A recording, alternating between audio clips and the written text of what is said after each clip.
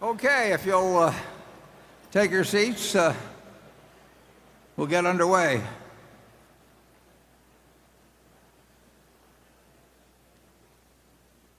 And next up is Cliff. Thank you. Berkshire has an online portal for commercial insurance business. I believe it's coveryourbusiness.com. Is there an opportunity in commercial lines to go direct, akin to what we've seen Geico do in personal auto insurance? Yeah, well, the answer to that is we'll find out. We have actually two online arrangements. I'm not sure whether they're both up yet. One is called, I believe it's called Big. I think we got that domain name, BIG. And that will be run by the Applied Underwriters, which is a subsidiary of ours that writes workers' comp. And the other is run by Ajit. And then actually, we do commercial auto, some commercial auto, through Geico as well. So we will learn soon. I guess my message about inherited wealth is getting delivered here.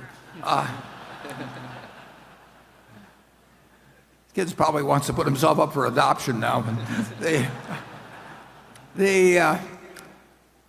So we have been a little bit, and we will be experimenting more with various insurance lines.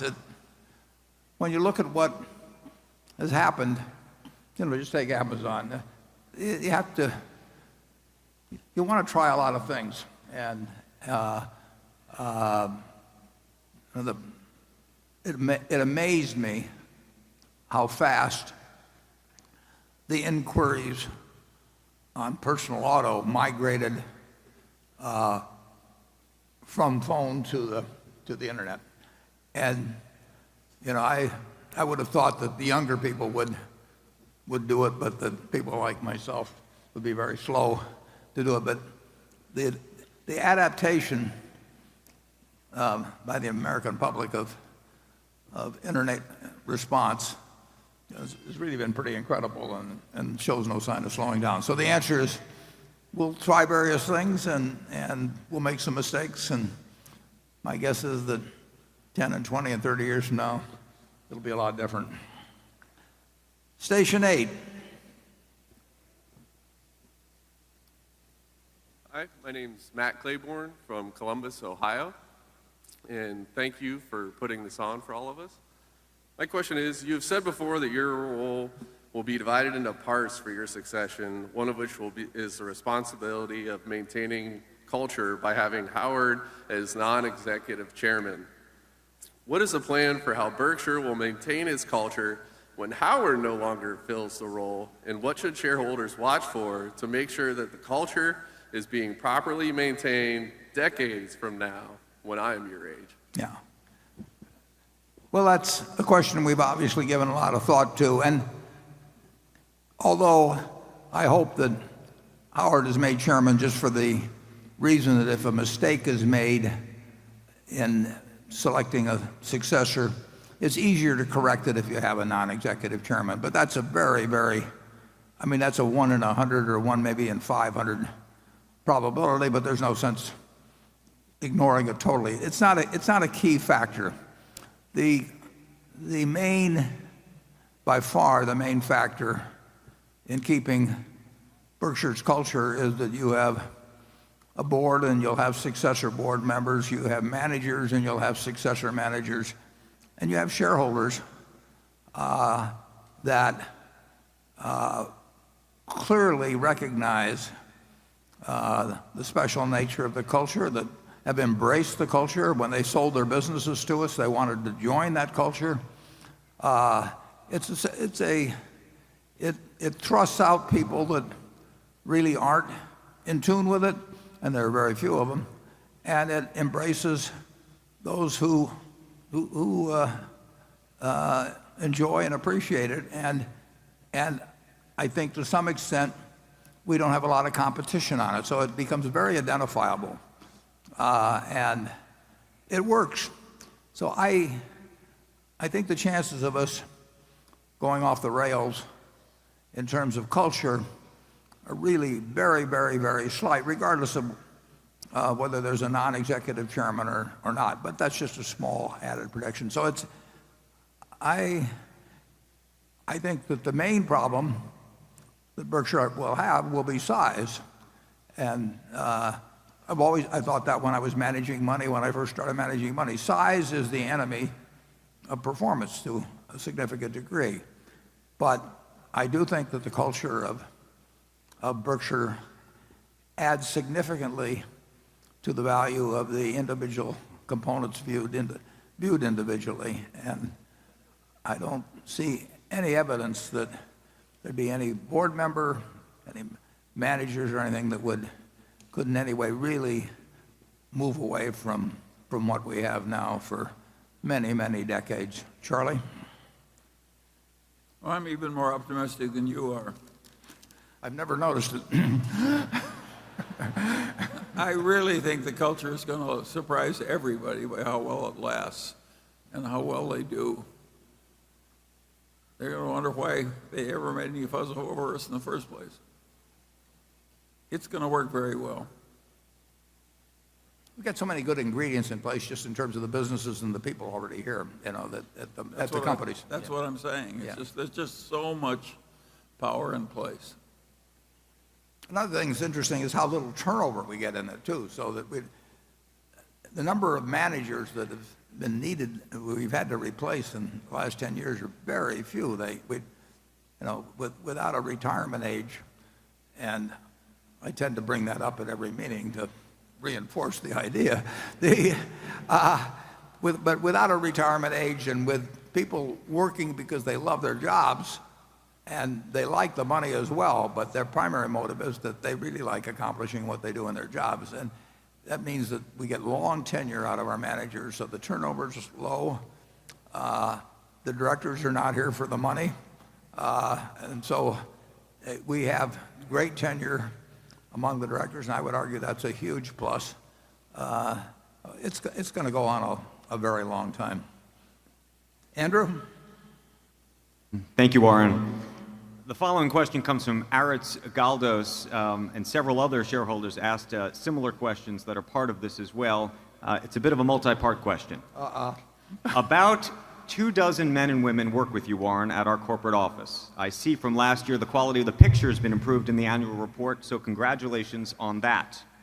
However, looking at it, there is something that comes to anyone's attention, and is the lack of diversity among the staff.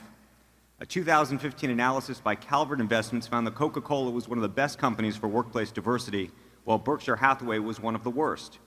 You've explicitly stated that you do not consider diversity when hiring for leadership roles and board members. Does that need to change? Are we missing any investment opportunities as a result? And do you consider diversity, however defined, of company leadership and staff when analyzing the value of a company that you may want to purchase? Well, it's a multiple part question. The answer to the last one is no. What was the one before it? You've explicitly stated you do not consider diversity when hiring for leadership roles and board members. Does that need to change, and are we missing any investment opportunities as a result? No, we will select board members, and we lay it out, and we've done so for years, and I think we've been much more explicit than most companies. We are looking for people who are business savvy, shareholder oriented, and have a special interest in Berkshire. And we found people like that. And as a result, I think we've got the best board that we could have. They're not in it. They're clearly not in it for the money. I get called by consulting firms who've been told to get candidates for directors for other companies. And by the questions they ask, it's clear they've got something other than the three questions we ask in terms of directors in mind. They really want somebody whose name will reflect credit on the institution, which means a big name. And one organization recently, the one that did the blood samples with small pricks, they got some very big names on their board. And Theranos, I think, is that the way you pronounce it, Charlie? Theranos? Yeah. Yeah, and I mean, the names are great, but we're not interested in people that want to be on the board because they want to make $200,000 or $300,000 a year, for 10% of their time. And we're not interested in the ones for whom it's a prestige item, and who want to go and check boxes or that sort of thing. So I think we will continue to apply that test: business savvy, shareholder oriented, and with a strong personal interest in Berkshire. And every share of the Berkshire that our shareholders own, they bought just like everybody else in this room. They haven't gotten them on option, or they haven't gotten, I've been on boards where they've given me stock. I get it for breathing, basically. At half a dozen places that are maybe 3 or 4 that I was on the board of. We want our shareholders to walk in the shoes, our directors to walk in the shoes of shareholders. We want them to care a lot about the business, and we want them to be smart enough so that they know enough about business that they know what they should get involved in and what they shouldn't get involved in. The people in the office, I'm hoping that when we take the Christmas picture again this year, they're exactly the same 25 that were there last year, even though we might have added 30,000 employees elsewhere and maybe 10 billion of sales or something like that. It's a remarkable group of people. And just take this meeting. Virtually every one of the 25, our CFO, my assistant, whoever, they've been doing job after job connected with making this meeting a success and a pleasant outing for our shareholders. It's a cooperative effort. The idea that you would have some department called annual meeting department, and you'd have a person in charge of it, and he would have an assistant, and then they would go to various conferences about holding annual meetings and build up, and then they'd hire consultants to come in and help them on the meeting.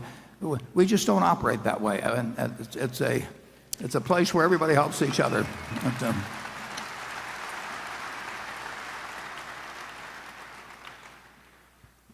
Part of what makes my job is extraordinarily easy, but the people around me really make it easy. And part of the reason it's easy is because we don't have any committees. Maybe we have some committee I don't know about, but I've never been invited to any committees. I'll put it that way at Berkshire. And we may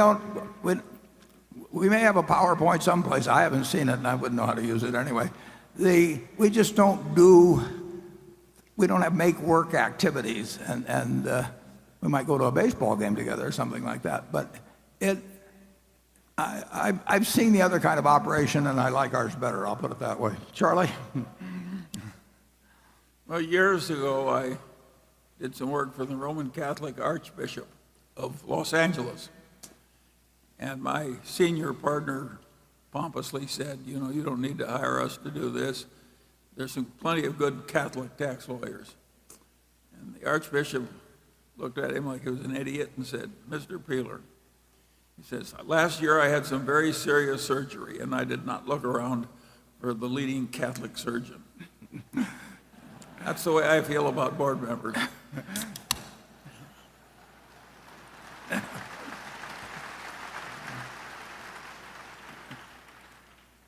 Okay, Greg.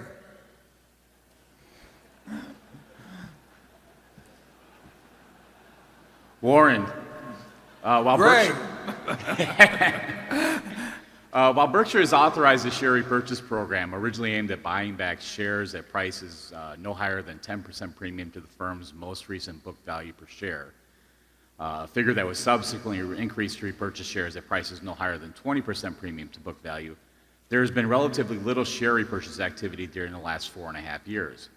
Even as the shares dipped down below the 1.2 times book value threshold during both January and February of this year, if you base it on a buyback price calculated on Berkshire's book value per share at the end of 2015. a number that had not yet been published when the stock did dip that low. Given your belief that Berkshire's intrinsic value continues to exceed its book value, with the difference continuing to widen over time, are we at a point where it makes sense to consider buying back stock at a higher breakpoint than Berkshire currently has in place? And would you ever consider stepping in and buying back shares if they did dip down below 1.2 times book value per share, even if that prior year's figure had not yet been released? Yeah. Greg, you mentioned that it sold below 1.2, and I don't think that's correct. I keep a pretty close eye on that, and it's come fairly close to 1.2, but I can almost guarantee you that it has not hit 1.2, or we would have done it. And I'd be happy to send you figures on any day that you might feel that it did hit the 1.2.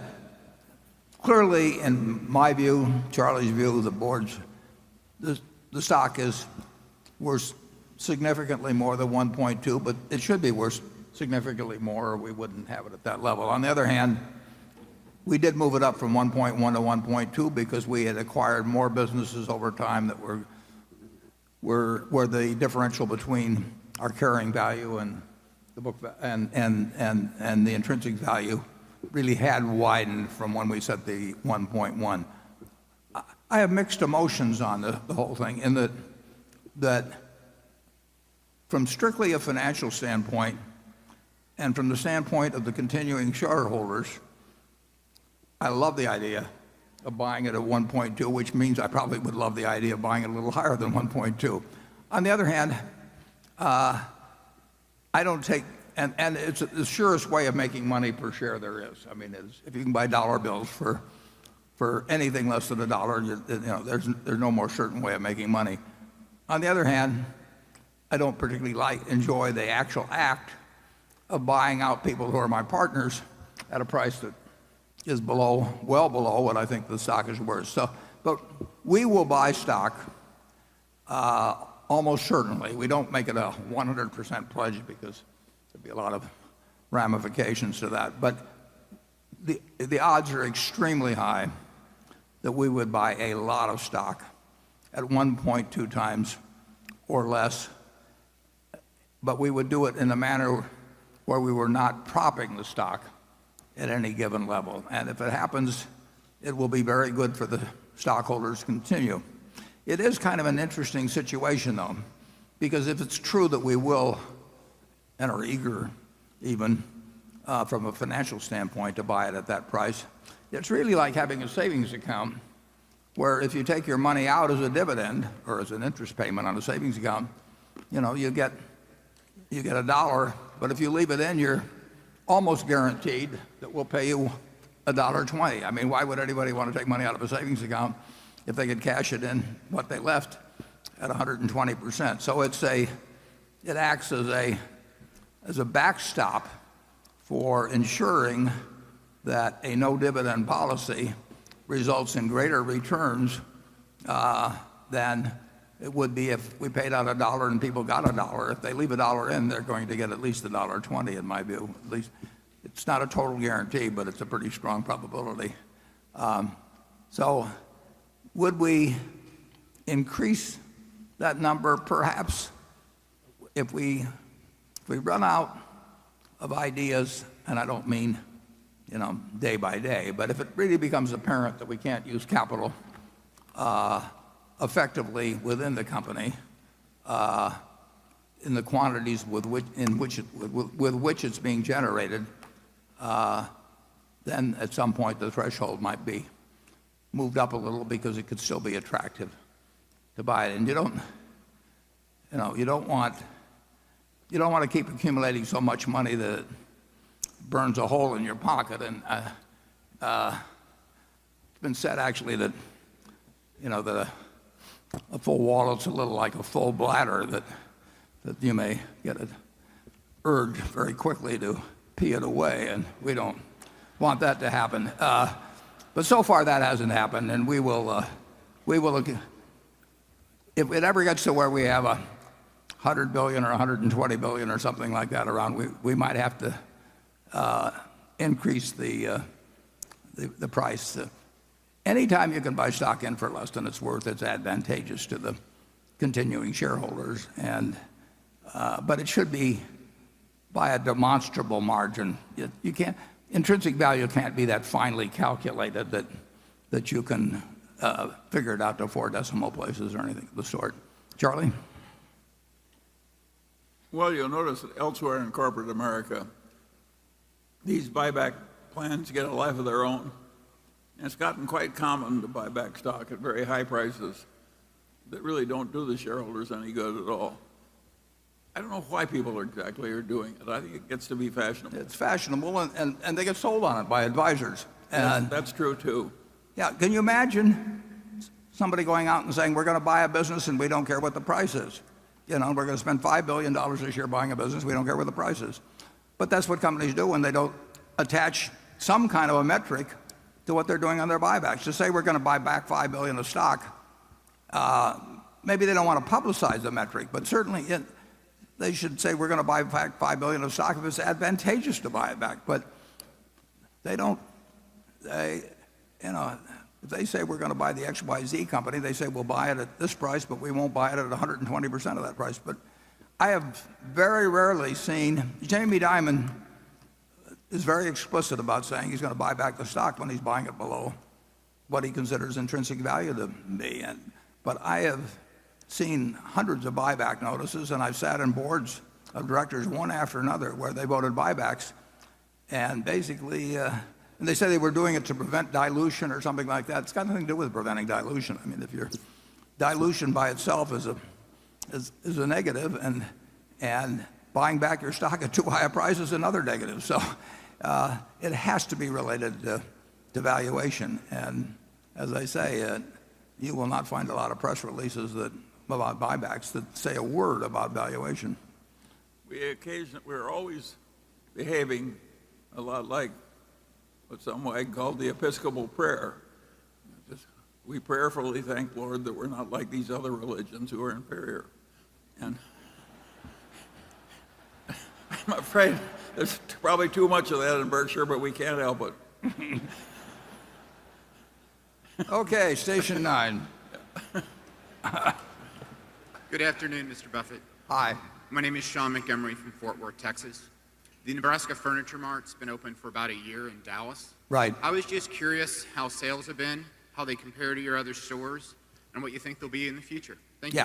Yeah, it's our largest store in volume, but we had a problem there that we had in Kansas City, and we'll probably have every time we open a store, in that we generate so much initial volume that we had a delivery problem. Like I say, it was worse in Kansas City when that was the first one we opened. So we really had to take our foot off the gas pedal, because the last thing in the world we want to do, is make first impressions with delivery problem, accompanied by delivery problems. So it's our largest store in volume. The deliveries have gotten far better. They actually are meeting our company standards that we have in Omaha. But that wasn't the case for some months. And it's hard to go we opened up the largest home furnishing store in the United States, and we did it in an area where we naturally thought we trained the drivers as well as we could and everything. But delivery with 100+ units out there in a new operation, taking in carpet and people getting lost and routing being bad and all kinds. There was plenty of work to be done, and it's been done. So I expect that store, which already is the largest store we have, but I think it'll be $1 billion annual store before very long. We're getting ready to step on the gas. It's a terrific area. We have 20+ auto dealerships there. In the Dallas-Fort Worth area. We probably have 3 or 4 of them in the area where our Furniture Mart is. They can't build fast enough down there. Toyota's moving there. Lexus. It already is a great store, but it's going to be something even far beyond that. We've opened up about, I think there are about 4 food places so far. We got 4 or 5 more in the works, and they're doing terrific volumes. I'm starting to sound like Donald Trump here, tremendous, terrific, fantastic. I've never seen anything like it. Just wait till next year. I'll come back. I'll really be in shape then. It's doing well. We couldn't have picked a better area. We have over 400 acres that we were very fortunate in corralling a whole bunch of land, and we're bringing prices and variety like nobody's seen, and now we just got to bring delivery like nobody's ever seen. Okay, Carol. This question comes from Chris Gaccio of New York. Mr. Buffett, you have expressed concern about cyber, biological, nuclear, and chemical attacks, but preventing catastrophe is not getting enough attention. For example, a bill passed the House unanimously to harden the electric grid against the high-altitude nuclear explosion. Not too many bills passed unanimously these days, but then the bill got bottled up in the Senate. Have you considered funding? Wouldn't it be a good idea for you to consider funding a lobbying and educational campaign to promote the public good in this area and counteract industry lobbyists who are often more interested in short-term profits? Yeah, well, in my view, there is no problem remotely like the problem of what I call CNBC, cyber, nuclear, chemical, and biological attacks that either by rogue organizations, even possibly individuals, rogue states. I mean, if you think about, you can think about a lot of things, and it will happen. I think we've been both lucky and, frankly, the people have done a very good job in government, because government is the real protection on this, in not having anything since 1945. We came very, very close during the Cuban Missile Crisis, and I don't know what the odds were, but I do think that if there had been, I can think of many people that if they'd been in place of either Kennedy or Khrushchev, we would have had a very different result. And it's the ultimate problem. As I put in the annual report, it's the only real threat to Berkshire's external threat to Berkshire's economic well-being over time. And I just hope when it'll happen, I hope when it happens that it's minimized. But the desire of psychotics and megalomaniacs and religious fanatics and whatever to do harm on others is a lot more when you have 7 billion people on Earth than when you had 3 billion or so, which is the case when I was born, less than 3 billion. And unfortunately, there are means of doing it. If you were a psychotic back far enough, you threw a stone at the guy in the next cave, and there was a sort of linear relationship of damage to psychosis. But and that went along, through bows and arrows and spears and cannons and various things. And in 1945, we unleashed something like the world had never seen, and that is a pop gun compared to what can be done now. So there are plenty of people that would like to cause us huge damage. And I came to that view when I was in my 20s, and in terms of my philanthropic efforts, I decided that that was one of 2 issues that I thought should be the main issue. And I got involved with all kinds of things, like I think the Concerned Union. You supported the Pugwash Conference year after year after year, practically all by yourself. Yeah, Union of Concerned Scientists, and I've given some money to the Nuclear Threat Initiative that is going to create a sort of a Federal Reserve System, a bank for uranium that will take away some of the excuse for countries to develop their own highly enriched uranium. So, but it's overwhelmingly a governmental problem, and when you're dealing, and it should be, and I think it actually has been the top priority for president after president. It's not the thing they can go out and talk about every day, and they don't want to scare the hell out of everybody, and they also don't want to tip people's hands as to what they're doing.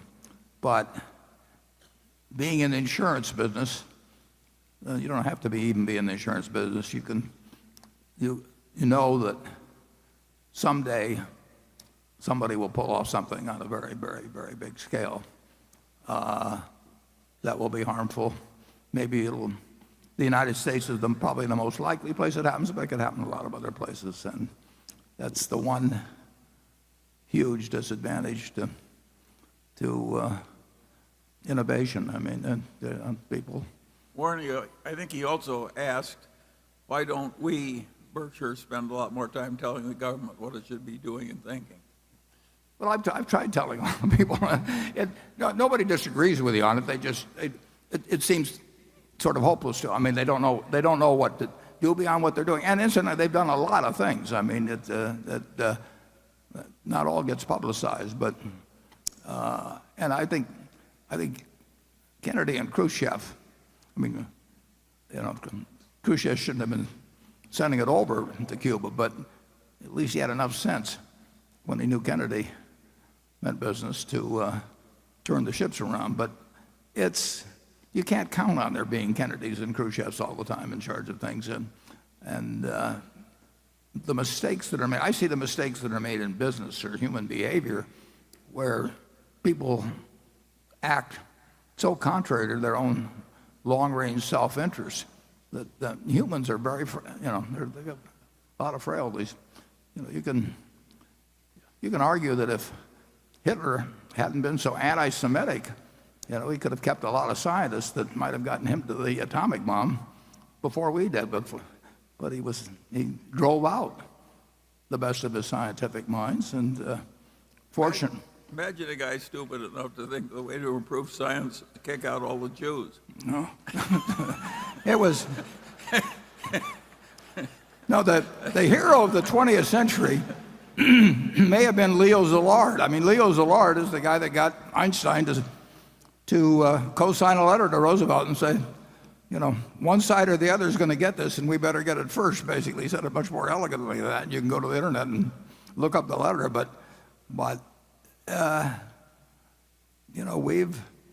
we've both been good and we've been lucky. But if you remember post 9/11, people started getting a few envelopes with anthrax, and they went to like the National Enquirer and Tom Brokaw and Tom Daschle. I can't remember. I mean, who knows what mind? When you've got a mind that's going to send anthrax to people, how that decision making is made is just totally beyond comprehension. And that person did not end up doing a lot of damage, but the capability for damage is absolutely incredible. I don't know how Berkshire does anything about that. I don't know how to do it philanthropically. If I knew how to reduce the probabilities of the CNBC type mass attack, if I knew how to reduce the probability by 5%, all my money would go to that. No question about that. Maybe 1%. But hasn't it been true we haven't been very good at getting the government to follow any of our advice? Yeah, but this one's important.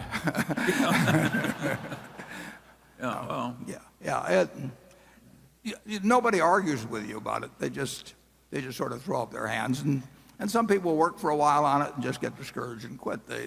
I was involved. I forget the exact name of it, but their idea was a bunch of nuclear scientists. This is long ago, but their idea was to affect elections in small states. The theory being that government was the main instrument, and you would have the maximum impact. And just one after another, people took it up and got discouraged.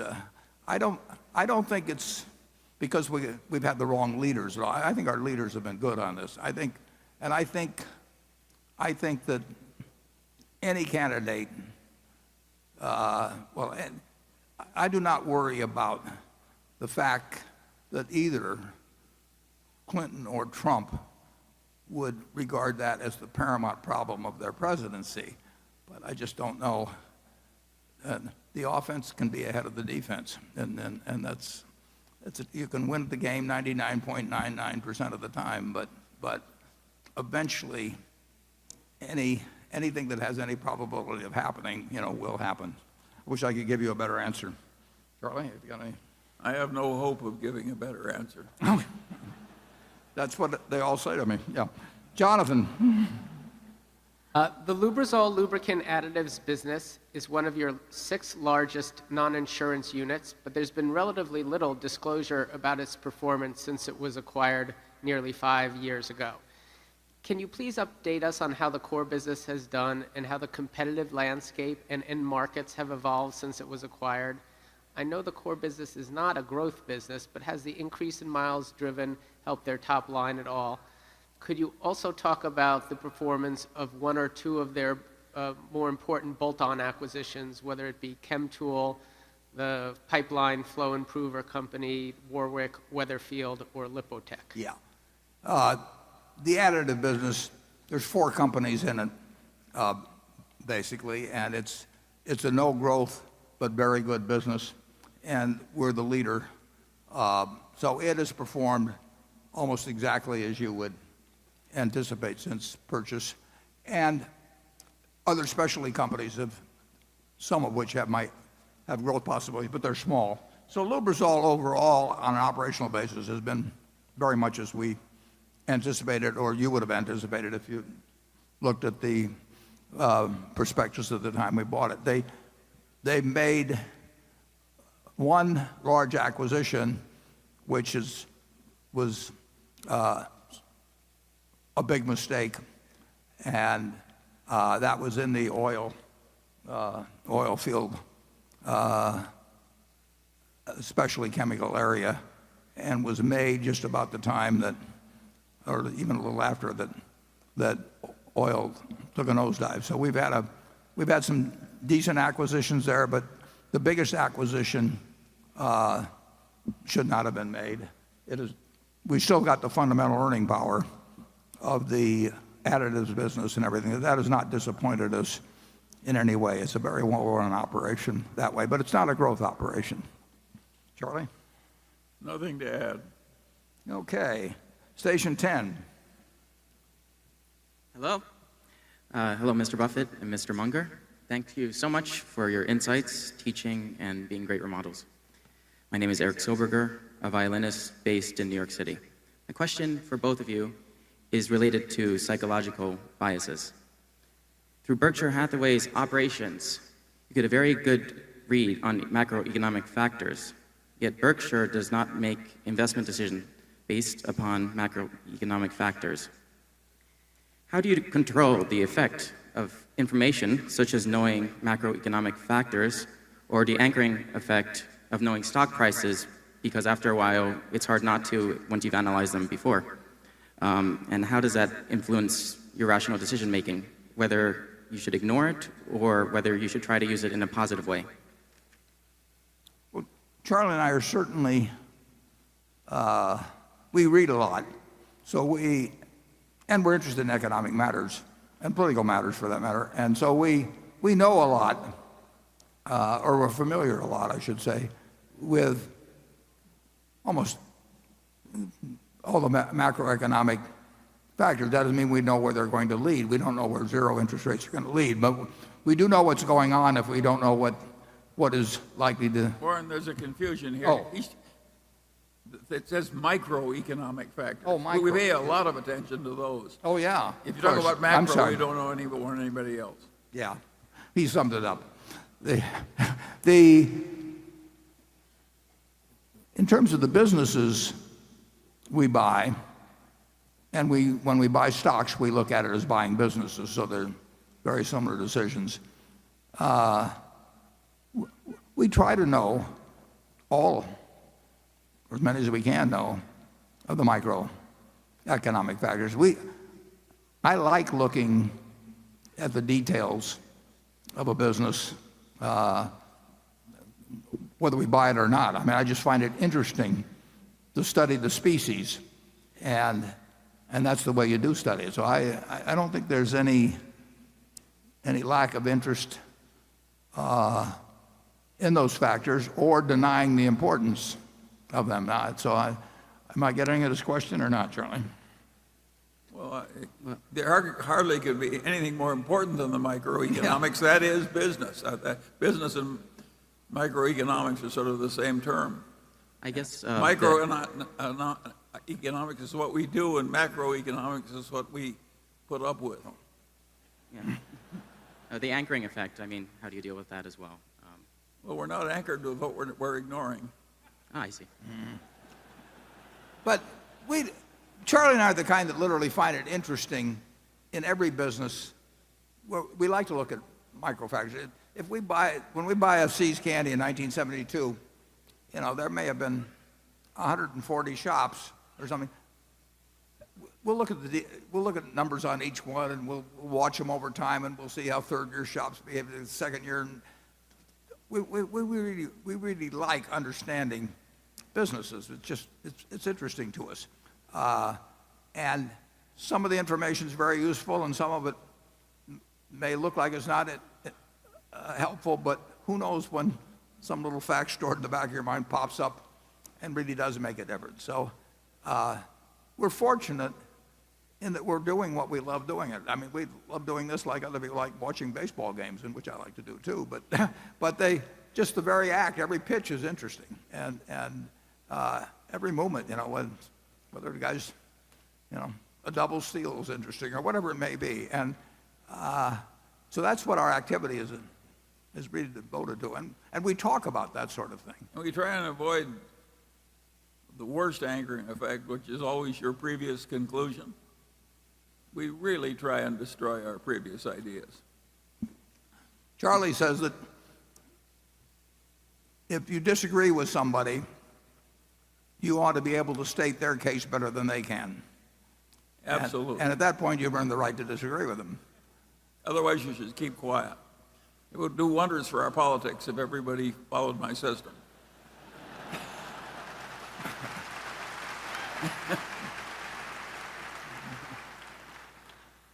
Okay, Becky. Warren, just a quick request. Would you please stop using CNBC as an acronym for mass destruction? But if I use NBCC, then I've got a problem with Steve. This question comes from Matt Bandy in Dallas, Texas.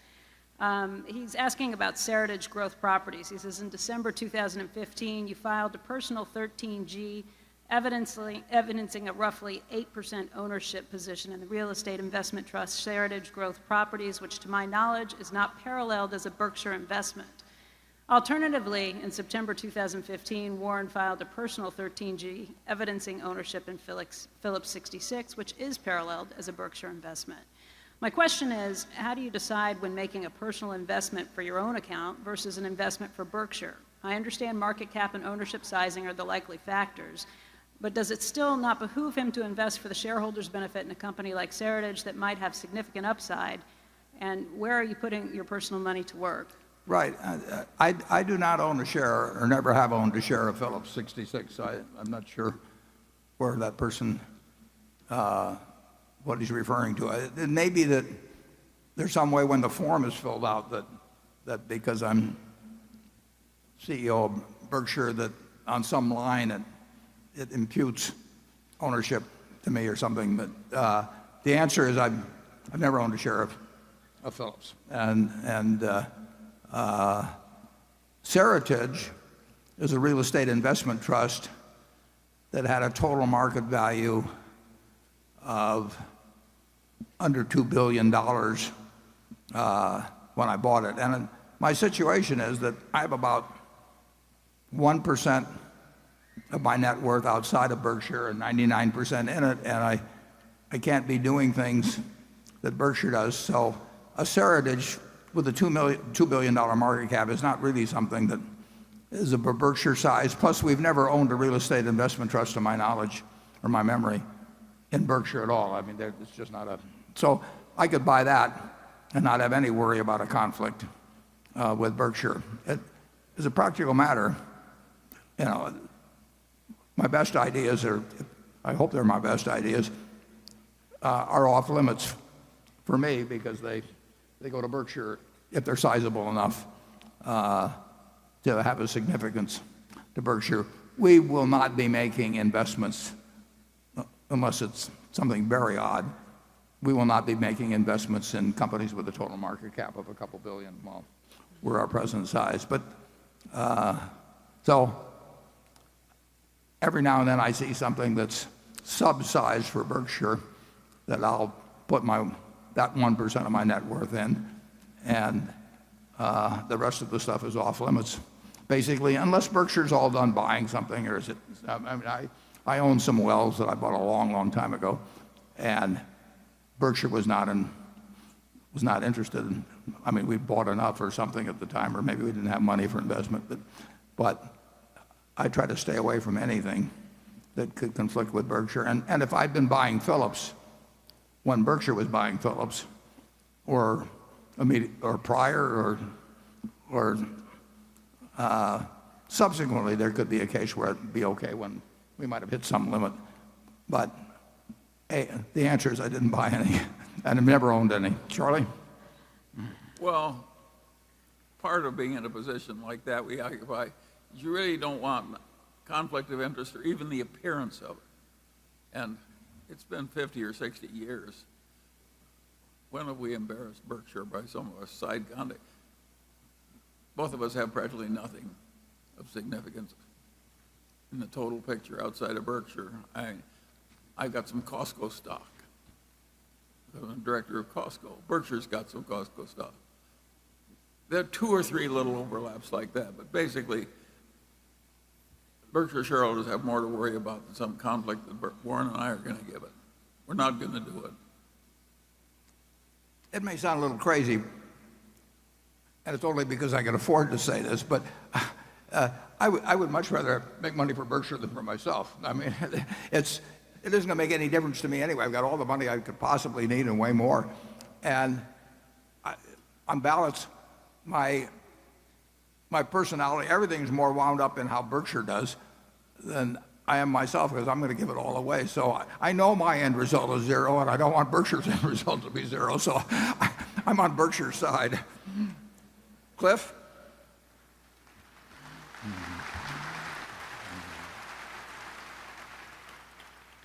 One of the great financial characteristics of Berkshire today is its awesome cash flow. While a simple earnings less capex formula yields an annual free cash flow calculation, I figure, of around 10 to 12 billion, in reality it seems to be much higher, closer to 20 billion, and I think in part due to changes in the deferred tax asset year to year. What is the outlook for free cash flow, and can investors continue to expect similar dynamics going forward? Yeah, there's a lot of deferred tax that's attributable to unrealized appreciation in securities. I don't have the figure, but let's just assume that's 60 billion of unrealized appreciation in securities. Well, then there would be 21 billion of deferred tax. That isn't really cash that's available. It's just an absence of cash that's going to be paid out until we sell the securities. Some arises through bonus depreciation. The railroad will have depreciation for tax purposes that's a fair amount higher than for book purposes. But overall, I think of primarily the cash flow of Berkshire as a practical matter relating to our net income plus our increase in float, assuming we have an increase. And over the years, float has added $80 billion plus to make available for investment beyond what our earnings have allowed for. And that's the huge element. We're going to spend more than our depreciation in our businesses, primarily number one, because of the railroad and Berkshire Hathaway Energy are 2 entities that will spend quite a bit more than depreciation in all likelihood for a long time. And the other businesses, unless we get into inflationary conditions, it won't be a huge swing one way or the other. So our earnings the 17, not counting capital gains, but our earnings, which were whatever they were, around 17 billion, plus our change in float, is the net new available cash. But of course, we can always sell securities and create additional cash. We can borrow money and create additional cash. But it's not a very complicated economic equation at Berkshire. People didn't, for a long time, they didn't appreciate the value of float. We kept explaining it to them, and I think they probably do now. The big thing, the goal, what Charlie and I think about, we want to add every year something to the normalized, earning power per share of the company. And we think we can do it because we should be able to do it. We have retained earnings to work with every year to get that job done. Sometimes it doesn't look like we've accomplished much, and we haven't accomplished much. And other years something big happens, and we don't know ahead of time which year is going to be which. Charlie? Well, there are very few companies that have ever been similarly advantaged. In the whole history of Berkshire Hathaway, we've lived in a torrent of money, and we were constantly deploying it in dispersed assets, and we were rising up as we went along. That's a pretty good system. It's allowed for We're a not lot going of to change it. No, and it's allowed for a lot of mistakes. I mean, that's the interesting thing. American business has been good enough that you don't have to really be smart to get a decent result. And if you can bring a little bit of intellect, then you should get a pretty good result. What you got to do is be aversive to the standard stupidities. If you just keep those out, you don't have to be smart. Thank God. Yeah, thank God. Right. Okay, section 11. Hey, Warren and Charlie. Thank you so much for your generosity and sharing your life's accumulation of knowledge and financial capital to the progress of humanity. Thank you for that. And Berkshire managers, thank you for building important companies and stewarding our financial futures. Thank you, guys. This is Bruce Wang from Microjig, traveling west from Orlando, Florida. Last year, you kindly shared with me the importance of getting the best reputation you can and behaving well. This year, I'd like to ask and preface with Bill Gates wrote, Warren's gift is being able to think ahead of the crowd. It requires more than taking his aphorism to heart to accomplish that, although Warren is full of aphorisms well worth taking to heart. And he also added that I'd never met anyone who thought in business in such a clear way. Warren, what elusive, yet obvious to you, truth has allowed you to think ahead of the crowd and build a clear mental framework to produce a historically significant institution, powerhouse brand? And Charlie, same to you, what obvious truth presents itself so clearly to you, but many would fervently disagree with you upon? I think I got the question, and I owe a great deal to Ben Graham in terms of learning about investing, and I owe a great deal to Charlie in terms of learning a lot about business. And then I've also been around. I mean, I've spent a lifetime, looking at businesses and why some work and why some don't work. As Yogi Berra said, you can see a lot just by observing, and that's pretty much what Charlie and I have been doing for a long time. And you do. I mentioned pattern recognition earlier. And I would say it's important to recognize what you can't do. So we may have tried the department store business and a few things, but we've generally tried to only swing at things in the strike zone, and our particular strike zone. And it really hasn't been much more complicated than that. You do not need, you don't need the IQ in the investment business that you need in certain activities in life. But you do have to have emotional control. I mean, we see very smart people do very stupid things, and it's fascinating how humans do that. Just take the people that get very rich and then leverage themselves up in some way that they lose everything. I mean, that they are risking something that's important to them for something that isn't important to them. Well, you can say you could figure that one out in first grade, but people do it time after time. And you see that constantly, self-destructive behavior of one sort or another.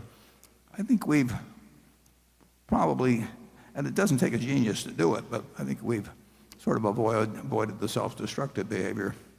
Charlie? Well, there's just a few simple tricks that work well, and particularly if you've got a temperament that has a combination of patience and opportunism in it. And I think that's largely inherited, although I suppose it can be learned to some extent. Then I think there's another factor that accounts for the fact that Berkshire's done as well as it has, is that we're really trying to behave well. And I had a great-grandfather, when he died, the preacher gave the talk, and he said, none envied this man's success so fairly won and wisely used. Now, that's a very simple idea, but it's exactly what Berkshire's trying to do. There are a lot of people who make a lot of money, and everybody hates them, and they don't admire the way they earn the money. And I'm not particularly admirable at making money running gambling casinos. And we don't own any. And we've turned down businesses, including a big tobacco business. So I don't think Berkshire would work as well if we were just terribly shrewd, but didn't have a little bit of what the preacher said about my grandfather Ingham.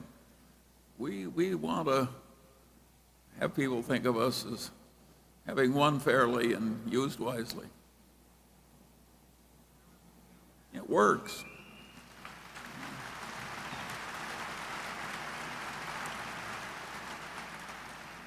And we were very, very lucky to be born when we were and where we were. Yeah. And I mean, you could have dropped us at some other place in time or some other part of the world, and things would have turned out. And think of how lucky you were to have your Uncle Fred. Warren had an uncle who was one of the finest men I ever knew. I used to work for him, too. A lot of people have terrible relatives.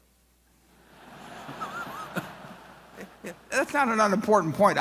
Just yesterday, we had a meeting of all my cousins and a whole bunch that we just get together at annual meeting time. There are probably 40 of us or 50 of us there. And they were pulling out some old pictures. And I had 4 aunts. They were all in these pictures. And every one of them, I mean, you were so lucky if you had one like that. And I had 4. I mean, they just were, in every way, they reinforced a lot of things that needed some reinforcement in my case. I wish you'd had a couple more. But we'd be doing even better. But he mentioned my Uncle Fred, but my Aunt Katie worked in the store too. My Aunt Alice worked in the store. And you just couldn't have been around better people. I think Charlie would agree with that. Yeah, well, we were very lucky. Yeah. My grandfather was a little tough, however. Tell him what my grandfather used to do when he paid you on Saturday, Charlie. Well, that was very interesting. Warren's a Democrat, but he came from different antecedents. I worked for his grandfather, Ernest, and he was earnest. And when they passed Social Security, which he disapproved of because he thought it reduced self-reliance, and he paid me $2 for 10 hours work. There was no minimum wage in those days on Saturday, and it was a hard 10 hours. At the end of the 10 hours, I came in, and he made me give him 2 pennies, which was my contribution to Social Security. And he gave me 2 $1 bills and a long lecture about the evils of Democrats and the welfare state and the lack of self-reliance, and it went on and on and on and on. So I had the right antecedents, too. I had Ernest Buffett telling me what to do. Okay, enough family history. I haven't overstated that, have I? No, you haven't overstated it at all. No. You can't believe it. People And he thought he was doing his duty by the world to do that. But we were lucky the people we were around when we were young, we were very lucky. Andrew? Warren and Charlie, you're famous for making a deal over a day or two with nothing more than a handshake. You pride yourself on the small overhead of doing the diligence mostly yourself. Other successful acquisitive companies use teams of internal people, outside bankers, consultants, and lawyers to do diligence, often over many months to assess deals.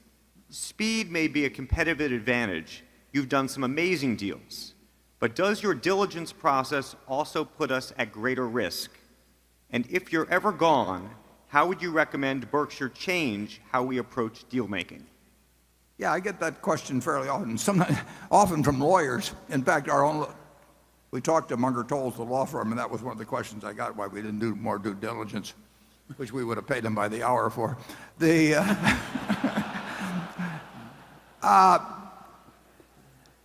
It's interesting.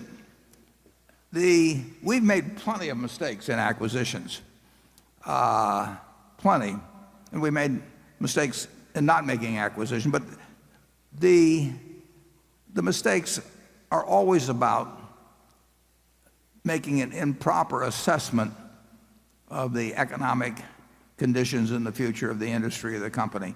They're not a bad lease. They're not a specific labor contract.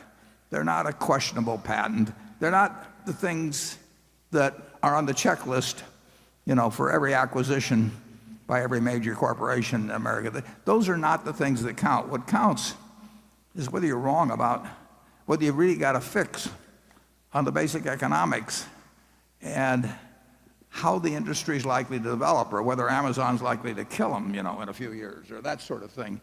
And we have not found a due diligence list that gets at what we think are the real risks when we buy a business. And like I said, we certainly made at least a half a dozen mistakes, and probably a lot more if you get into mistakes of omission. But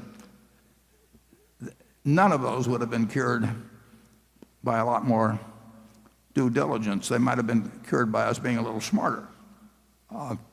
It just isn't the things that are on the checklist that really count. Assessing whether a manager who I'm going to hand $1 billion to for his business, and he is going to hand me a stock certificate, assessing whether he's going to behave differently in the future in running that business than he has in the past when he owned it, that's incredibly important. But there's no checklist in the world that's going to answer that. So if we thought there were items of due diligence, and incidentally there are a few that get covered. I mean, you want to make sure that they don't have twice as many shares out as you're buying or something of the sort. But if we thought there were things that we were missing that were of importance in assessing the future economic prospects of the business, we would, by all means, drill down on those. But the question of, when we bought Seas, they probably had 150 leases. When we buy Precision Cash Parts, they have 170 plants. There's going to be pollution problems at some place, and that is not what determines whether a $32 billion acquisition is going to look good 5 years from now or 10 years from now. And we try to focus on those things. And I do think it probably facilitates things with at least certain people that our method of operation does cut down. You get into squabbles on small things. I've seen deals fall apart because people start arguing about some unimportant point, and their egos get involved, and they draw lines in the sand and all of that. I think we gain a lot. When we start to make a deal, it usually gets done. Charlie? Well, if you stop to think about it, business quality usually counts on something more than whether you crossed a T in some old lease or something. And the human quality of the management who are going to stay are very important. And how are you going to check that as by due diligence, you know? And I don't know anybody who's had a generally better record than Berkshire in judging business quality and the human quality of the people who are going to lead the business after it's acquired. And I don't think it would have improved at all by using some different method. So I think the answer is that, for us at least, we're doing it the way we should. Negotiations that drag out have a tendency, they're more likely to blow up for some reason. I mean, people, they can get obstinate about very small points, and it's silly to be obstinate, but people get silly sometimes. So I like to keep things moving. I like to show a certain amount of trust in the other person, because usually trust comes back to you. But the truth is, there's some bad apples out there, and spotting them is not going to come from looking at documents. You really have to size up whether that person who's getting a lot of cash from you how they're going to behave in the future, because we're counting on them, and that assessment is as important as anything involved. You know, we know all the figures and everything going in, and we know what we'll pay, and so we don't want things to get gummed up in negotiations. And I'm perfectly willing to lose small points here and then on a deal if I have the deal on the right terms. I don't believe in making and Tom Murphy taught me this. I mean, you just don't try and win every point. It's a terrible mistake. You make a decent deal, and if you find something that bends a little different some way, that's okay. If you think it's bad faith and gives an indication of the character of the person you're dealing with, then you got another problem, and you're lucky if you find that out early. Charlie, any more? How many people who in this room who are happily married carefully check their spouse's birth certificate and so on? My guess is that our methods are not so uncommon as they appear. Yeah. I'll think about that. Okay, Greg. Warren, the announcement earlier this month that Ajit Jain would be taking over responsibility for all of Berkshire's reinsurance efforts once Tad Montrose retires from General Re has raised some questions about not only the change in leadership structure, but succession planning. Given the state of the reinsurance market, it makes sense to have Ajit overseeing both businesses, especially if the pricing environment is expected to be difficult for another 10 years, and there are duplicative efforts that can be streamlined. Given this move and the change in responsibilities we've seen at several of Berkshire's subsidiaries the last few years, I was just wondering if you could give us some color on how succession planning is handled at the subsidiary level, and any insight you could give us into what led you to finally decide to have Ajit oversee both of Berkshire's reinsurance arms, and whether or not it will change the amount of work he'll be doing on the specialty side of the business would be greatly appreciated. Yeah.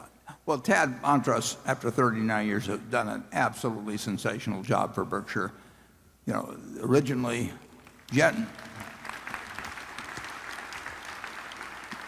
Re was a problem child for a while, as you know, and some brought on by itself and some external. But Tad he's sensational. And I tried several times, maybe successfully in terms of months, but not in terms of years, to get him to stay out longer. As you say, it makes sense to have the reinsurance operation under Ajit. Ajit's ability to handle more and more things in insurance. He oversees a company called Guard, which most of you have never heard of, and we bought it a few years ago, and it's doing terrifically. It's based in Wilkes-Barre, Pennsylvania, but it's doing a great job with small business policies, primarily workers' comp, around the country, and it's flourished, being put under Ajit.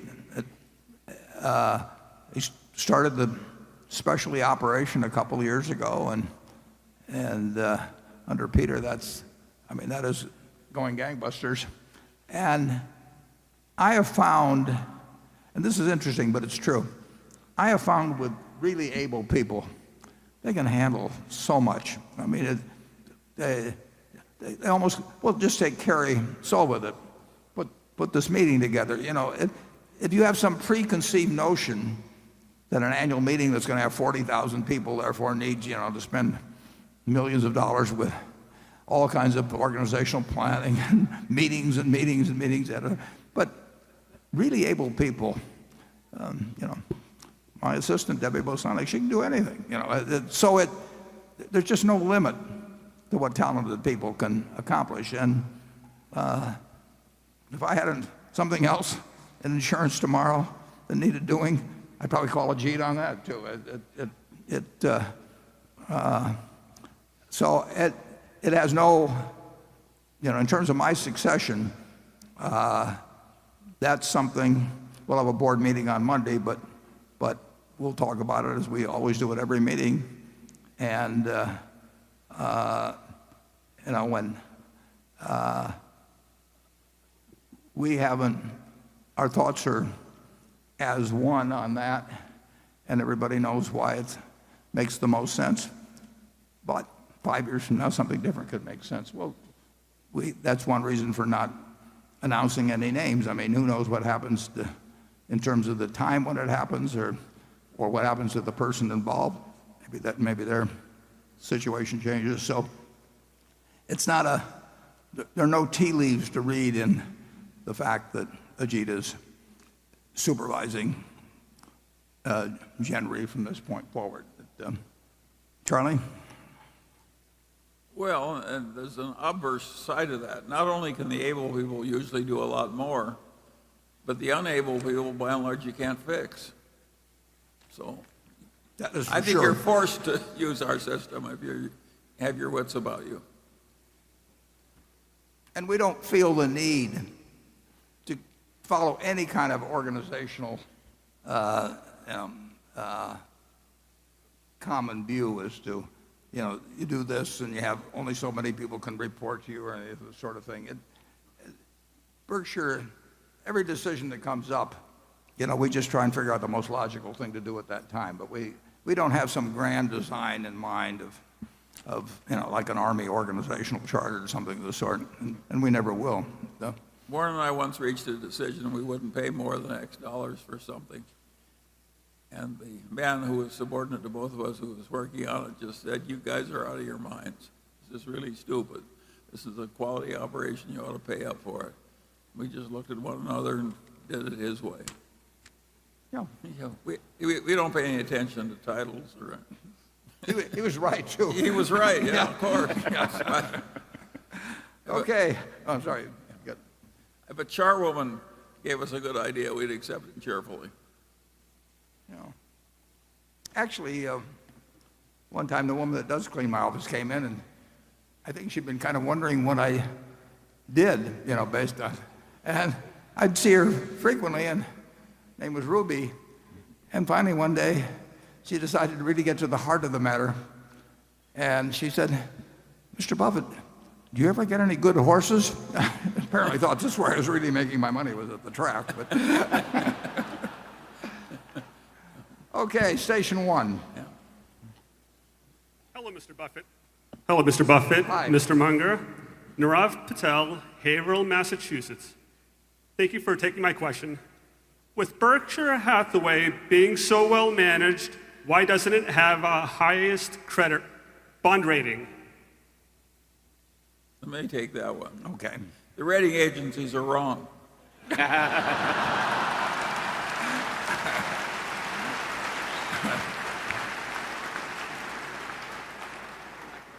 And set in their ways. And we don't fit their model very well. Yeah. Yeah. I mean, we don't look like anything exactly they see otherwise, but that's the answer. Yeah. And I'll say this, though. What I do, when they come in the door, I always say, let's talk quadruple A. I believe in starting to negotiate from that standpoint. I never get any place. Okay, Carol. Questions continue to come in about the financing and working relationship that Berkshire formed with 3G a couple of years ago, and this is one of those questions. While 3G has been very successful in cutting costs and increasing margins at Kraft Heinz, the company has seen volumes and revenues decline. As a long-term investor, how do you judge when a management is cutting muscle as well as fat? Can a business increase revenues while cutting costs? And I forgot to say this came from Rick Smith at New York City. Well, the answer is yes. That sometimes you can cut costs that are a mistake to cut, and sometimes you can keep costs that are a mistake to keep. Tom Murphy had the best approach. I mean, he never hired a person that he didn't need, and therefore they never had layoffs. And you might say that at headquarters at Berkshire, we followed a similar approach. We don't take on anybody. Now, I think it is totally crazy when companies are if you're in a cyclical business, you may have to cut a workforce because there aren't as many carloads of freight moving or something like that, so you cut back on crane crews and all that. But the idea that you give up your staff, whatever it may be, economists or something like that, because business has slowed down. If you don't need them now, you didn't need them in the first place. I mean, the people that are there just because somebody started a department and they hired more people and so on. I would argue that, since we've forgotten to insult this group so far, I would suggest that happens in investor relations departments, perhaps, or something of the sort. That, you get people, you get a department going, and they're always going to want to expand. The ideal method is not to do it in the first place, but there are all kinds of American companies that are loaded with people that aren't really doing anything or are doing the wrong thing. And if you cut that out, it should not really have any significant effect on volume. On the other hand, if you cut out the wrong things, you could have a big effect. I mean, it can be done in a dumb way or a smart way. My impression from everything I've seen, and I've seen a fair amount so far, is that 3G, in terms of the cost cuts that they've made, have been extremely intelligent about it and have not done things that will cut volume. It is true that in the packaged goods industry, volume trends for everybody, whether they're fat or lean in their operation, volume trends are not good. And the test will be over time, 3-5 years, are the operations which have had their costs cut, do they do poorer in terms of volume than the ones that, in my judgment, look very fat? So far, I see no evidence of that whatsoever. I do think at Kraft Heinz, for example, we've got certain lines that will decline in volume. I think we've got certain lines that will increase. But I think overall, the packaged goods industry is not going to go anyplace in terms of physical volume, and it may decline just a bit. I've never seen anybody run anything more sensibly than 3G has in terms of taking over operations where costs were unnecessarily high and getting those costs under control in a hurry. And the volume question we'll look at as we go along. But believe me, I look at those figures every month, and I look at everybody else's figures every month. And I'm always looking for any signs of underperformance because of any decisions made, and I've seen none. Charlie? Yeah, and sometimes when you reduce volume, it's very intelligent because you're losing money on the volume you're discarding. It's quite common for a business not only to have more employees than it needs, but it sometimes has 2 or 3 customers that it'd be better off without. And so it's hard to judge from outside whether things are good or bad just because volume is going up or down a little. Generally speaking, I think the leanly staffed companies do better at everything than the ones that are overstaffed. I think overstaffing is like getting to weigh 400 pounds when you're a normal person. It's not a plus. Yeah, sloppy thinking in one area probably indicates there may well be sloppy thinking elsewhere. And I have been a director of 19 public corporations, and I've seen some very sloppy operations, and I've seen a few really outstanding business operators, and there's a huge, huge difference. If you have a wonderful business, you can get away with being sloppy. We could be wasting $1 billion a year at Berkshire, the $650 million after tax, that'd be 4% of earnings, and maybe you wouldn't notice it. But I would. It grows. And Charlie would notice it. So, but it's the really prosperous companies that the classic case, I think, were the tobacco companies many years ago. I mean, they went off into this thing and that thing, and it was practically play money because it was so easy to make, and it didn't require, it didn't require good management, and they took advantage of that fact. You can read about some of that in Barbarians at the Gate. Okay, Jonathan. Berkshire paid $4.1 billion for Van Tile's auto retailing business and consolidated its earnings for nearly 10 months last year.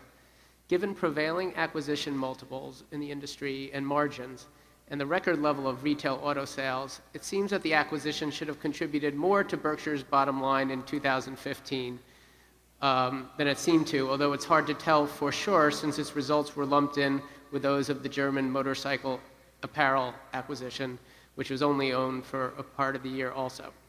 I understand that the tax-deductible intangibles reduce the effective purchase price of Van Tile, but I still wonder whether there were any one-time charges or whether profits from insurance and finance operations could have been reported somewhere other than in the retail segment. Yeah. I imagine Berkshire is earning a better return on the acquisition than is so far apparent, but I wonder if you could explain the difference between the likely economics of the deal and what I infer from the annual report figures. Yeah, well, you're right about it. It is better than it looks.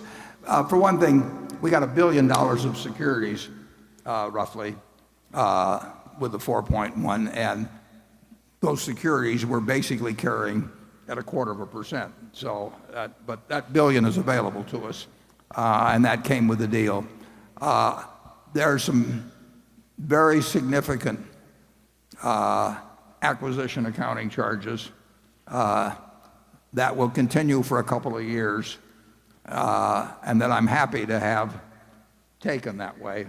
The economics of Van Tile, I would say, have worked out almost exactly as I would. If you had me a year ago lay out a projection, I don't do it, but if I had, it would look very much like things have turned out. And Jeff Rocker, who runs that operation, really fits the Berkshire mold. I mean, we've got a first-class CEO there. But take $1 billion off the purchase price just for openers, and then there are some amortization charges of items that are allowable that make you correctly see a fairly low figure against what it appears the acquisition price was. So far, it's exactly on schedule, and the schedule was perfectly satisfactory. Okay, station 2. We haven't, incidentally, we haven't had much luck so far in acquiring other auto dealerships based on the same metrics that we bought Van Tile. And I think to a small degree, that's because people think we paid more for Van Tile than we did. They're not seeing certain factors in it, so they think we paid X, and therefore they're entitled to X, and we didn't pay X, so we haven't made it. We've bought very little so far. I hope that changes in the future, but we're not going to change. We're not going to change our metrics in terms of how we value auto dealerships. Okay, station 2.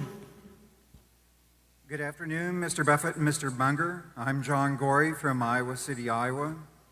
When interest rates go from zero to negative in a country, how does that change the way that you value a company or a stock?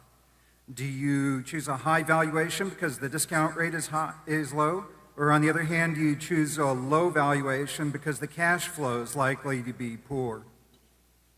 Well, going from, which we haven't done in this country yet, but going from 0 to -0.5 is really no different than going from 4 to 3.5. I mean, it has a different feel to it. Obviously, if you have to pay a 0.5 point to somebody, but if you have your yield or your base rate reduced by 0.5 point, it's of some significance, but it isn't dramatic. What's dramatic is interest rates being where they are generally. I mean, whether it's 0, +0.25, -0.25, +0.5, -0.5, we are dealing with a situation of essentially very close to 0 interest rates, and we have been for a long time and longer than I would have anticipated. The nature of it is that you'll pay more for a business when interest rates are 0 than if they were like 15% when Volcker was around, and you can take that up and down the line. I mean, we don't get too exact about it because it isn't that exact a science, but very cheap money makes me pay a little more for businesses than when money was at what we previously thought was normal rates, and very tight money would cause me to pay somewhat less. I mean, we had a rule for 2,600 years that Aesop lived around 600 BC, but he didn't happen to know it was BC, but you can't know everything. And it was that a bird in the hand is worth 2 in the bush, but a bird in the hand now is worth about 9/10 of a bird in the bush in Europe, because it depends on how far out the bush is, but it keeps getting worth less as you go along. So these are very unusual times that way. And if you ask me whether I paid a little more for precision cast parts because interest rates were around 0 than if they'd been 6%, the answer is yes. I try not to pay too much more, but it has an effect. If interest rates continue at this rate for a long time, if people ever really start thinking something close to this is normal, that will have an enormous effect on asset values. It already has some effect. Charlie? Yeah, but I don't think anybody really knows much about negative interest rates. We never had them before. And we never had periods of stasis like except for the Great Depression. We didn't have things like happened in Japan. Great modern nation playing all the monetary tricks, Keynesian tricks, stimulus tricks, and mired in stasis for 25 years. And none of the great economists who studied this stuff and taught it to our children understand it either. So we just do the best we can. And they still don't understand it. No. And our advantage is that we know we don't understand it. It's interesting though. I mean, we are, it makes for an interesting movie. And it does modestly affect what we pay for businesses. I don't think anybody expected it to last this long, do you, Charlie, personally? I don't think everybody, if you're not confused, you haven't thought about it correctly. Yeah. I thought about it correctly then. Becky? Warren, in the past, you've talked about Geico working with IBM's Watson. Yeah. And this shareholder, Guillermo Bermudez, writes in and wants to know, would IBM be able to offer insurance industry competitors of Geico the solutions developed with Geico help and expense? I would think that there would be confidentiality provisions to protect Geico because inasmuch as Geico educates IBM as to insurance issues, Geico could be at jeopardy of competitors gaining or equaling its advantage if they purchase solutions jointly developed by Geico and IBM. Yeah, I would say the answer to that is that both parties have thought about that matter and very intensively and extensively, and neither would be in a position to talk about it. I don't like to not answer any question, but there's some things that it doesn't pay to answer. Am I right, Charlie? Yes, of course you're right. Okay. I like that. Cliff? You've long stressed the importance of taking a long-term view when investing, and over the decades, your substantial returns in American Express seem to support your point. Now, you've talked in the past about the ability of American Express to reinvent itself over time, but today it seems to be a company that doesn't have alternative businesses, and its brand doesn't seem to have the same cachet as it once did. Shouldn't a prudent investor, shouldn't Berkshire periodically reassess its reasons for owning an investment? Well, we reassess our reasons for owning all investments on almost a continuous basis, and both Charlie and I do that, and we're usually in a general range of agreement, but sometimes we are a fair distance apart, perhaps. There's no question that payments are an area of intense interest to a lot of very smart people who've got a lot of resources, and rapid change. Yeah, and rapid change, and it will change. And I personally feel okay about American Express, and I'm happy to own it. I think, but their position, and it has been under attack for decades, more intensively lately, and it will continue to be under attack. I mean, it's too big a business, and it's too interesting a business, and it could be too attractive a business for people to ignore it. And it plays to the talents of some very smart people. I mean, it's a natural that a great many organizations that are really quite able think about it, and it's big. So a lot of great businesses aren't quite so great as they used to be. The packaged good business, for the Procter & Gamble's and so forth of the world, General Mills, they're all weaker than they used to be at their peak, and the auto companies. I mean, when Charlie and I were, oh my God, yeah. When I think of the power of General Motors when I was young, and what happened, they wiped out all the shareholders. I would no more have predicted that. When I was young, General Motors loomed over the economy like a colossus. It looked totally invincible. Torrents of cash, torrents of everything. Trying to hold down market share. Yes, because they were afraid they'd be too monopolistic. And so the world changes, and we can't make a portfolio change every time something is a little less advantaged than it used to be. But you have to be alert. You have to be thinking all the time in Yes. order to whether there's been something that really changes the game in a big way. And that's not only true for American Express. That's true for other things we own, including things we own 100% of. And we'll be wrong sometimes. We'll be late sometimes. We'll be wrong sometimes. But we'll be right sometimes too. But it's not that we're not cognizant of threats, but assessing the probabilities of those threats being a minor problem or a major problem or a life-threatening problem is, it's a tough game, but that's what makes our job interesting. I think anybody in payments probably who's an established long-time player with an old method has more danger than used to exist. It's just there's more fluidity in it. Okay, station 3. Hi, Mr. Buffett. Hi. Hi, Mr. Munger. I'm from Flagstaff, Arizona. My name is Mick Kelly. My family runs some cattle ranches down in Arizona, and that's kind of what my question pertains to. I'm curious on your thoughts as it relates to the expanding global population and investing in cattle, and if you think it's wise. Thank you. Charlie? I think it's one of the worst business I can imagine for somebody like us. There's nothing personal about this. Yeah. Not only is it a bad business, we have no aptitude for it. Some people have done well in it, Charlie. Boy, yeah, they have one good year every 20 years or something. Yeah. I know you guys like steak. Very much. But not owning cattle. Yeah.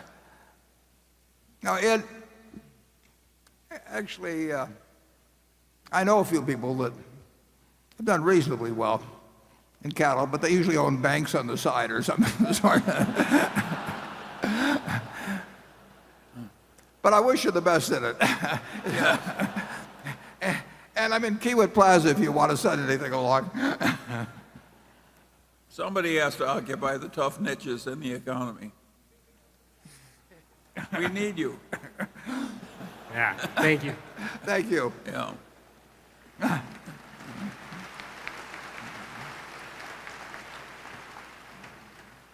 Andrew? Warren and Charlie. Well, the first part's for Charlie, the second part's for Warren. Charlie, you clearly understand the power of incentives. How do you apply this at Berkshire when designing compensation formula? Without naming names or dollar amounts, please illustrate for us with examples of a couple of examples of how Berkshire's operating managers get paid for performance in different industries. The second part is for Warren, which is you once said you'd write about how we should compensate the next Berkshire CEO. Can you describe exactly how we should do it now? Well, I'll let Warren worry about the next CEO. But when it comes to the system, our incentive systems are different. And what they try and adapt to is the reality of each situation. And the basic rule on incentives is you get what you reward for. So if you have a dumb incentive system, you get dumb outcomes. And one of our really interesting incentive systems is at GEICO, and I'll let Warren explain it to you because we don't have a normal profits type incentive for the people at GEICO. Warren, tell them because it's really interesting. Yeah, well, at GEICO, we have two variables, and they apply to well over 20,000 people. I think you have to be there a year, but beyond that point, anybody's been there a year or more, and I could be wrong on the exact period, is subject and understands that these two variables will determine bonus compensation. And as you go up the ladder, it has a multiplier effect. It's still the same two variables, but it gets to be larger and larger in terms of bonus compensation as a percentage of your base. But it's always significant. It's always significant. And those two variables are very simple. I care about growing the business, and I care about growing it with profitable business. So we have a grid which consists of growth in policies in force on one axis, not growth in dollars, because that's reflected by average premiums, which are outside their control, but growth in policies in force. And then on the other grid, we have the profitability of seasoned business. It costs a lot of money to put business on the books. I mean, we spend a lot of money on advertising and all of that. So the first year, any business we put on the books is going to reduce profit significantly.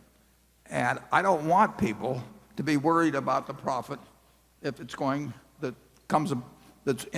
might be impaired by growing the business fast. So profit of seasoned business, growth of policies in force. Very simple. We've used it since 1995. We put a tiny little tweak or two in for new businesses or something. But it's overwhelmingly a simple system. Everybody understands it. In February or so, it's a big day when the two variables are announced and people figure out how they come out on it. And it totally aligns the goals of the organization in terms of compensation with the goals of the owner. And that's a simple one. The interesting thing about Berkshire... It's simple, but other people might reward something like just profits. And so the people don't take on new business that should take it on because it hurts profits. So you've got to think these things through, and of course Warren's good at that. And so is Tony Nicely. Yeah. And just thinking about, somebody comes and says, well, you reward profits. You don't want to reward profits. I mean, alone, it'd be the dumbest thing you could do. You just quit advertising and, start shrinking the business a little. And like I say, people there know that the very top person is getting paid based on those same two variables, so that they don't think that the guys at the top have got a cushy deal compared to them and all of that. It's just a very logical system. The interesting thing, and I'll get to your second thing in the second question in a minute, but the interesting thing is that if we brought in a compensation consultant, they would start coming up with plans that would be designed for all of Berkshire and get us all pulling together, you know. Maybe an undertaking parlor. Yeah. God knows where they'd get the plan. The idea of having a sort of a coordinated arrangement for incentive compensation across 70 or 80 businesses or whatever is just totally nuts. And yet, I would almost guarantee you that if we brought in somebody, they would be thinking in terms of some master plan and little sub-plans and all this kind of thing, and explain it with all kinds of objectives. We try to figure out what makes sense in each business we're in. There's some businesses where the top person is enormously important. There's some businesses where the business itself dominates the nature, the result. We try to design plans that make sense. In certain cases, I asked one fellow that came to work for us, or that was selling me his business. The day I met him, he came to the office, and he had a business he wanted to sell, but he also wanted to keep running it. And I made a deal with him on it, and then I said, tell me what the compensation plan should be. And he said, I thought you told me that. I said, no. I said, I don't want a guy working for me that has a plan that he thinks doesn't make sense, or that he's unhappy with, or chewing at him, or he's complaining to his wife about it, or whatever it may be. You tell me what makes sense. And he told me what made sense, and it made sense. And we've been using it ever since. Never changed a word. We have so many different kinds of businesses. Some of them are very tough businesses. Some of them are very easy businesses. Some of them are capital intensive. Some of them don't take capital. You can just go up and down the line, and to think that you'll have a simple formula that can be sort of stamped out for the whole place, and then with some overall stuff for corporate results on top of it, you'd be wasting a lot of money, and you'd be misdirecting incentives. So we think it through one at a time, and it seems to work out pretty well. In terms of the person that succeeds me, it's true. I have sent a memo in fact, I sent 2 memos to the board with some thoughts on that. Maybe I'll send a third one, but I don't think it would be wise to disclose exactly what's in those letters. But it's the same principle as I've just gotten through describing. And he wanted more bad examples. A lot of the bad examples of incentives come from banking and investment banking. And if you reward somebody with some share of the profits, and the profits are being reported using accounting practices that cause profits to exist on paper that are not really happening in terms of underlying economics, then people are doing the wrong thing, and it's endangering the bank and hurting the country and everything else. And that was a major part of the cause of the great financial crisis, is that the banks were reporting a lot of income they weren't making, and the investment banks were too. The accounting allowed for a long time a lender to use as his bad debt provision his previous historical loss rate. So an idiot could make a lot of money by just making way gamier loans at high interest and accruing a lot of interest and saying, I'm not going to lose any more money on these because I didn't lose money on different loans in the past. That was insane for the accountants to allow that. And literally insane. That's not too strong a word. And yet nobody's ashamed of it. I've never met an accountant that's ashamed of it. Another thing, possibility, is when you get the very greedy chief executive and who wants an enormous payoff for himself, and to justify it, designs a pyramid so that a whole bunch of other people down the line get overpaid in some relation, or get paid in relation to something they have no control over, just so it doesn't look like he's all by himself in terms of that fantastic payoff he's arranged for himself. There's a lot of misbehavior. You saw it in pricing of stock options. I mean, people that, I literally would hear conversations in a boardroom where they hoped they were issuing the options, at a terribly low price. Well, if you got people interested in having options issued at a terribly low price, they may even occasionally do something that might cause that. And it certainly what can be dumber than a company looking for a way to issue shares at the lowest price? But compensation isn't as complicated as the world will like to make it, but if you were a consultant, you'd want to make people think it's very complicated and that only you could solve this terrible problem for them that they couldn't solve. We want it simple and right, and we don't want it to reward what we don't want. If you have those of you with children, just imagine how your household would work if you constantly rewarded every child for the bad behavior. The house would be ungovernable in short order. Okay, Greg. During the past several years, Burlington Northern has spent more than just about every railroad on capital expenditures. While the company reduced its CapEx budget from $5.7 billion during 2015 to $4.3 billion this year, it still represents around 20% of annual revenue, which we believe is at least a bare minimum for most railroads to continue to invest indefinitely. Other than maintenance CapEx, which is likely to account for around 60% of that total, what do you believe are the most likely additional investment opportunities for BNSF, realizing that the secular decline in coal, which has accelerated of late, and the complicated nature of crude oil shipments, where BNSF has already invested heavily the past few years, are likely to push it more towards other parts of the business? Yeah, as I mentioned in the annual report, in the case of all railroads, merely spending their depreciation expense will not keep them in the same place.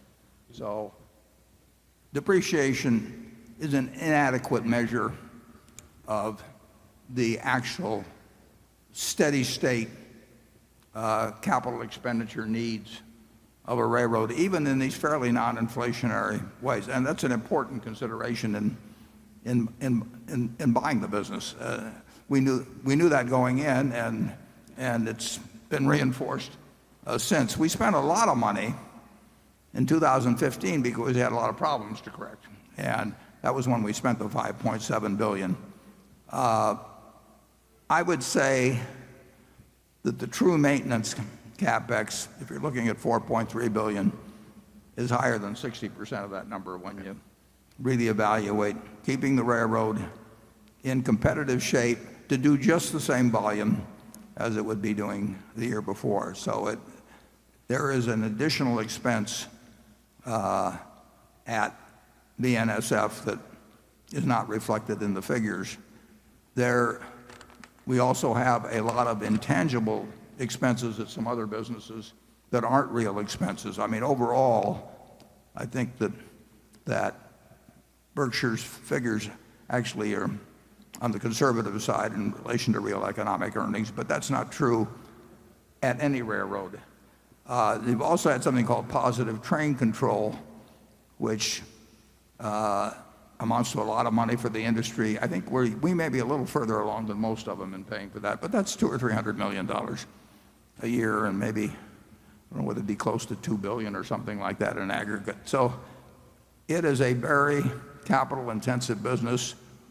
We run at the BNSF, we run far more gross and revenue ton miles than any other railroad in North America, and that has obviously is a factor on capital expenditures. But I would say that it's very likely that we will spend more than depreciation, unfortunately quite a bit more than depreciation, to stay in the same place for a long, long time, as will other railroads. And that's a negative in the picture. We will always be looking for ways to use capital expenditure money to develop additional business, and we get that opportunity regularly. It's just a question of the size of it. And we did a lot of that in the Bakken, and we got benefits from it. We're not getting benefits as much as we thought we would at this point when the price of oil has fallen off. But that was a very sensible capital expenditure, and I hope we get the opportunity to do more.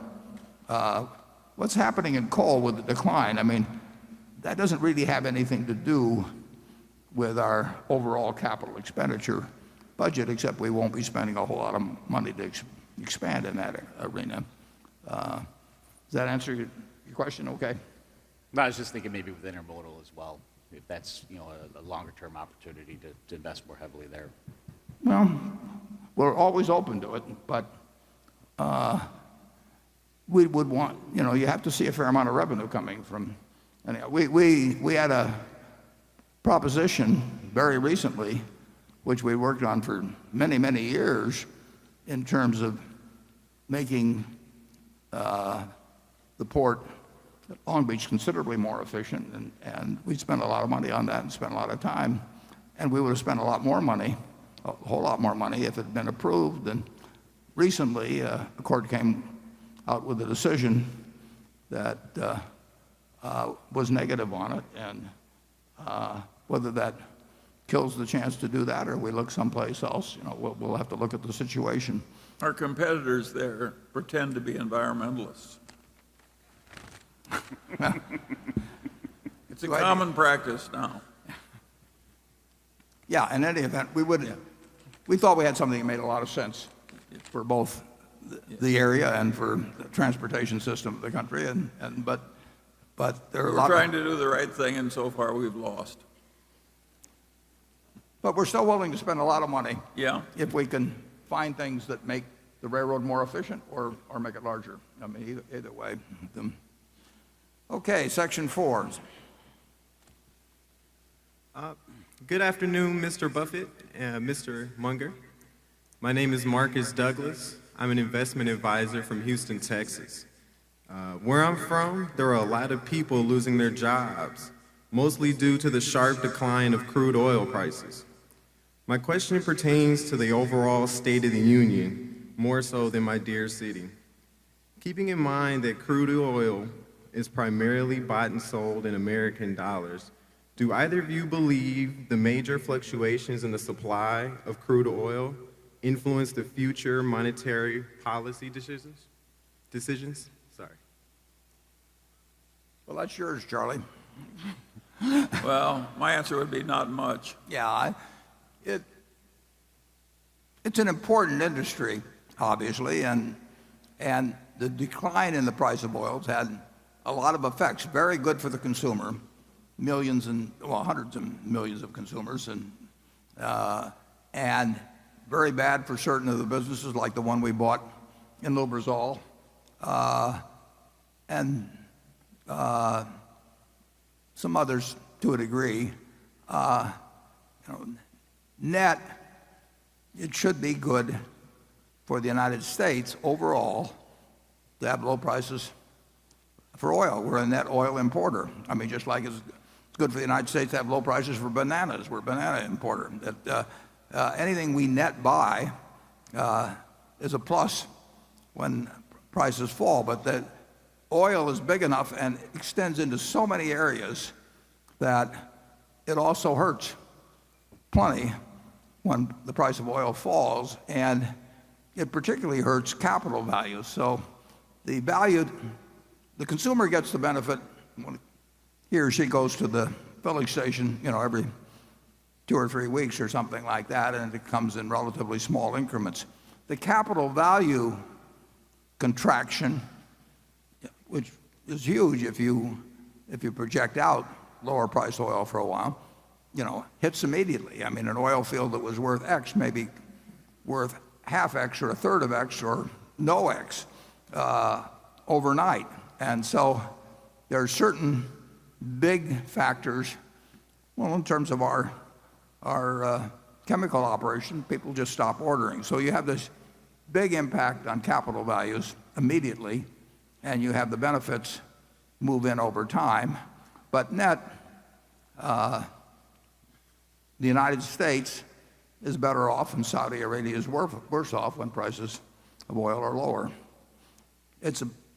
Oil is a big part of the economy, but our economy has continued to make progress overall during the oil price decline. But obviously, given regions suffer disproportionately, just like they boomed. They got a real boom during the period when it was at $100 and when fracking came in big time. Charlie? Well, I think that will do it for this subject. Okay, Carol. Thank you. The question is from Larry Lebowitz of Boston. The year-end balance sheet for our manufacturing, service, and retailing operations shows total current assets of $28.6 billion, of which cash and equivalents are $6.8 billion.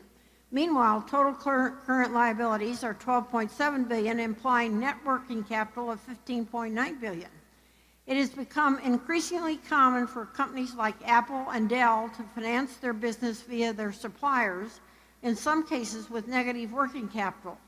Why is it necessary for these Berkshire businesses to have so much working capital, particularly so much cash?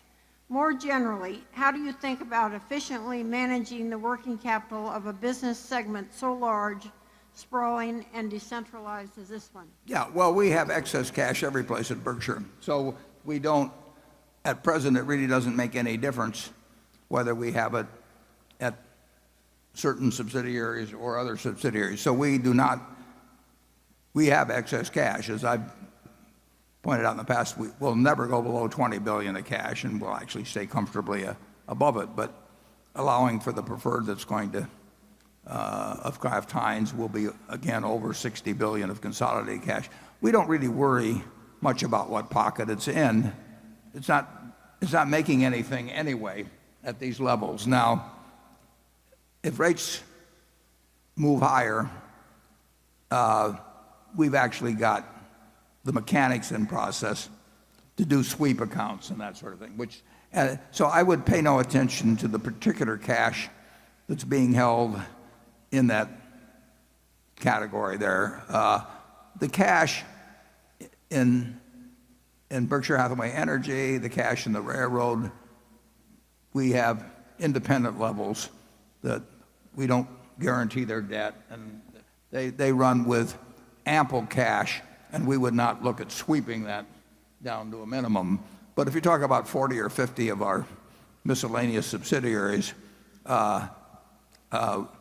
we will go to a sweep account when rates get where it really makes any difference to do it. But right now, when you're getting zero, it doesn't really make much difference where you get zero.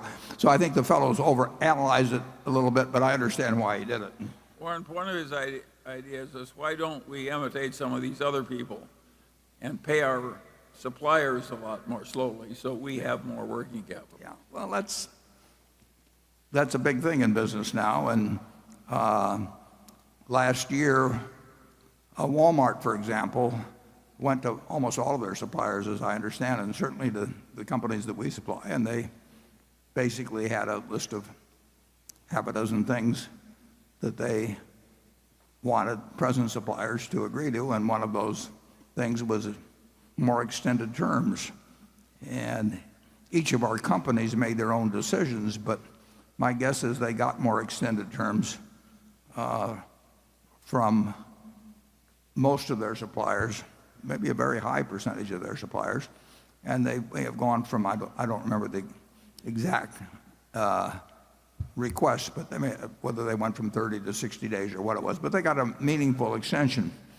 So you will, in a couple of years or a year, it takes time to implement, you'll see higher payables relative to sales at Walmart than you saw a year or two ago. And they are under a lot of pressure competing with Amazon and others, and that's one of the ways they expressed it. And I've seen it done other places, and it's conceivable that one of our subsidiaries might deem it wise to do it, but I don't think they will. I mean, I think that the pressure for cash at Berkshire is not that high, and I think that the pressure for, or the desire for great relations with suppliers would probably overcome, in most of our managers' minds, any desire to start extending terms. Yeah, I think it's hard to do that brutally when you're rich and your supplier isn't, and think that your supplier is going to love you. And so I think there's something to be said for leaning over backward to have a win-win relationship with both suppliers and customers, always. It's never been pushed at Berkshire, that's for sure. You can argue we got a pretty good thing going in float anyway, so. Yeah, and we don't need it. Let somebody else set the record on that one. Okay, Johnny. Most American corporations separate out supposedly one-time restructuring costs, whereas Berkshire doesn't. Berkshire's reported operating earnings are therefore, in my opinion, of higher quality. Have you ever calculated how much higher operating earnings on average would be if Berkshire separated out plant closing costs, product line exits, severance pay, and similar items? Is it a material number, or does Berkshire not incur much in the way of these types of costs typically because most of your acquisitions are standalone? Let me take that one. That's a question like asking, why don't you kill your mother to get the insurance money?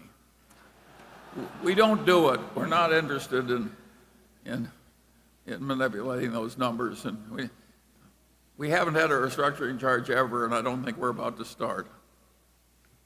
Yeah, I would say this too, Johnny. We don't do that. The numbers would not be huge. You know, there could be a year, I suppose, when they might be for some reason, but they are more conservatively stated than most companies, and I think they're of higher quality. And but I pointed out also that I think that our depreciation expense at the railroad, which is standard and which all the other railroads use, is inadequate as a measure of true operating earnings. But that's... And you're talking about, we like to advertise our defects. Not all of them. There's no question that I think we will have more amortization of certain intangibles which reduce earnings and reported earnings, but which in reality are not expenses. We'll have more of that than some companies, and I pointed that out. I never want to report one of these things where I have the whole adjusted earnings set out and say this is what you're supposed to pay attention to, because every one of those I've seen virtually results in some inflation of figures, and things are good enough at Berkshire. We don't need to inflate the figures. Okay, station 5. This is Martin calling from Germany. I'm a fixed income manager. We launched with Hendrik Leber a fund, and you have my sympathy. Yeah. The volume is about 650 million. We are 4.1% ahead this year. Obviously, my question is about fixed income. If I look in your annual report, it's about the volume of 25 billion. And if I add, let's say, the CDS, you were selling the CDS, and it's about a volume of 7 or 8 billion. So my concrete question is, the premium on your CDS is about 31 basis points at the end of the year. So mark to market, it's probably at the high teens or 20s. So would you consider to unwind this position? Are you allowed to do it? In the annual report you say no, but probably you can make exactly the contrary trade on it. That means you are buying protection. Is that a philosophy which you stand behind? Could you do that from the ethic point of view when the premium are extremely low, which is at the case that the spreads are, as I said, between 15 and 20 basis points? Can you get a Charlie, that sounds like it was designed for you. I think he was referring to, we have one position left over from 6 or 7 years ago or thereabouts that involves us selling protection on zero coupon municipal bonds with a nominal value, maturity value, which is, since they're zero coupons, is far off and not present value at all of, I think, 7.7 billion or something like that. And we're just sitting with that position because we like the position. And the gentleman mentions that our CDS is, that's an insurance premium against our debt that people buy, there's a fair amount of activity in it from time to time, and I think that's partially caused by the fact that we neither collateralize that municipal contract that he refers to, but we don't collateralize, with minor exceptions, the equity puts that are still out there. So the counterparties have to buy. I believe this is the case. I think the counterparties have to buy protection on Berkshire's credit through CDSs. Now, the people they buy it from, their credit probably isn't as good as Berkshire. So, I mean, I think but it's probably in an internal rule at some of these firms that are on the other side of the contract. And so, but that really doesn't make any difference to us. Back in 2008 and 9, our CDS prices went up to a crazy level. And I even commented here at the annual meeting that I would love to be selling them myself, except I wasn't allowed to.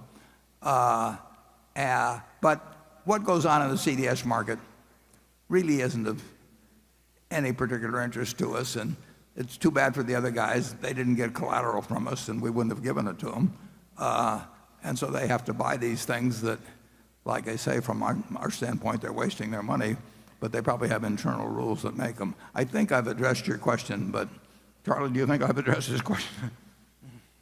Well, the truth of the matter is that we don't pay much attention to trying to get an extra 2 basis points by being gamey on our short-term things, and that credit default position is a weird historical accident, and we don't pay much attention to it either.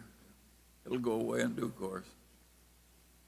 Yeah, all of our contracts are just going to expire. We're not now we do a few operational contracts in our energy company. I mean, there's a couple of places where they, for their own reasons, and sometimes because the utility commissions want them to, they do certain things, but it's peanuts.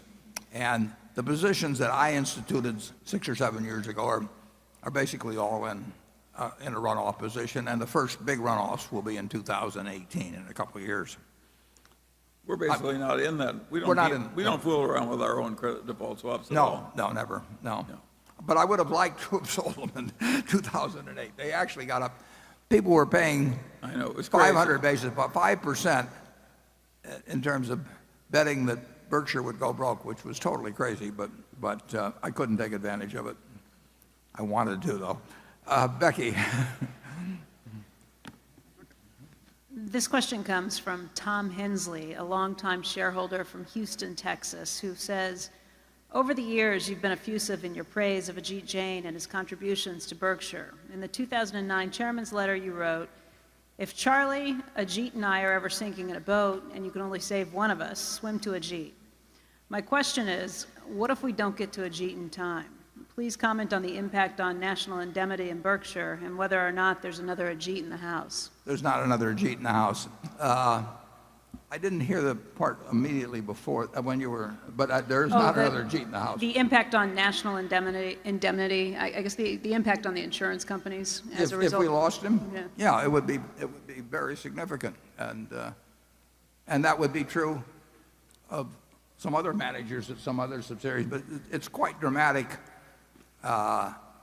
with Ajit's operation, because literally there were a few years when we had like 25 or so, or 30 people, where that operation, it was an unusual period to be in, but where its earning potential under Ajit was fantastic. That probably won't happen to that degree again, and wish it would, but he's done a tremendous amount for Berkshire.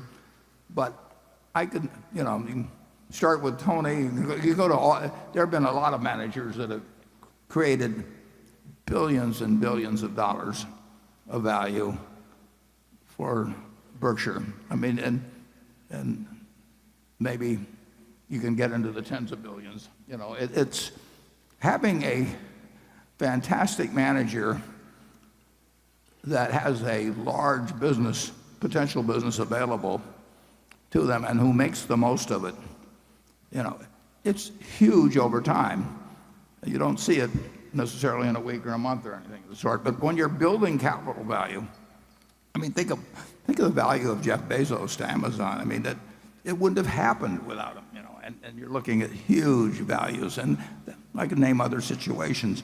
You know, the value of Tom Murphy and Dan Burke was the difference between 0 and what they ended up with. I mean, they built that thing from a bankrupt UHF station in Albany.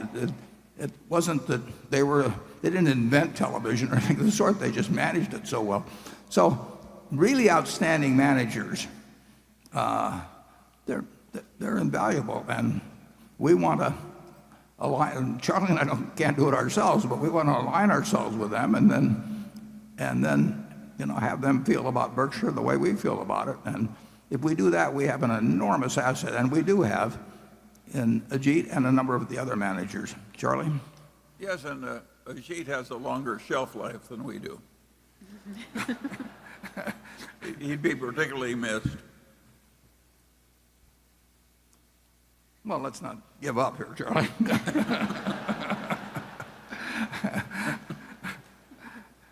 I reject such defeatism. Cliff. Thank you. Low to negative interest rates is something that's been discussed a few times today, and you've mentioned its implications for a return on float. I was wondering, how should shareholders value the 25% of the float that's been created by retrocessional reinsurance, where the business is booked at an underwriting loss and at times has adversely developed? Yeah. Cliff brings up some of our business in the insurance business. We take with either the probability of some underwriting loss in order to get to use the money for a very long period of time, and it would look under today's interest rates like we can't do much with that. There's two answers to that. We don't think it'll, for the duration of the kind of contracts we have, we don't expect these rates, but we could be wrong. But the second one also is that we do think that occasionally we will get chances, even in periods of low interest rates, to do things that will produce quite a bit, very reasonable returns. And so we are not measuring it against AA corporates or anything of the sort.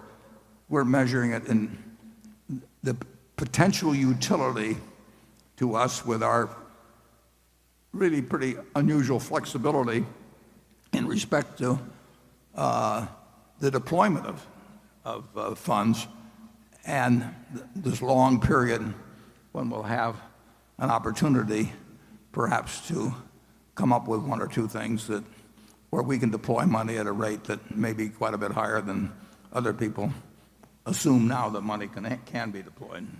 Charlie? Yeah, we're willing to pay a little money now to have the certainty of having a lot of money available in case something really attractive comes up in a bit difficult time. It's an option cost. It's an option cost, right. Yeah. And that option came in handy in 2008 and 9, for example. Did it ever? Okay, station 6. Hi, Charlie and Warren. My name is Mindy Jensen, and I'm from Longmont, Colorado. I work for the largest real estate investing social network online called BiggerPockets.com. We're seeing investors starting to get concerned that the real estate market is a bit frothy, similar to the run-up of 2005, 6, and 7 that led to the crash in 2008. Warren, in 2012, you told Becky Quick that if you had a way to easily manage them, you'd buy 100,000 houses and rent them out. How do you feel about the real estate market today? It's not as attractive as it was in 2012. We're not particularly better at predicting real estate markets than we are stock markets or interest rate markets, but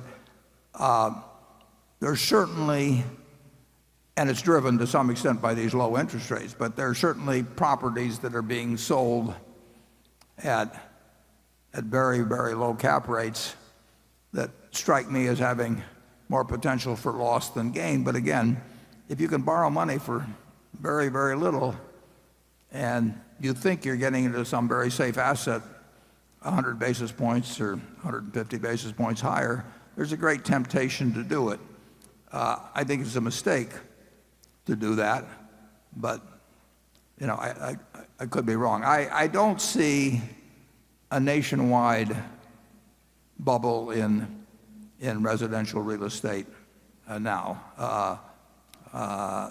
at all. I think in a place like Omaha or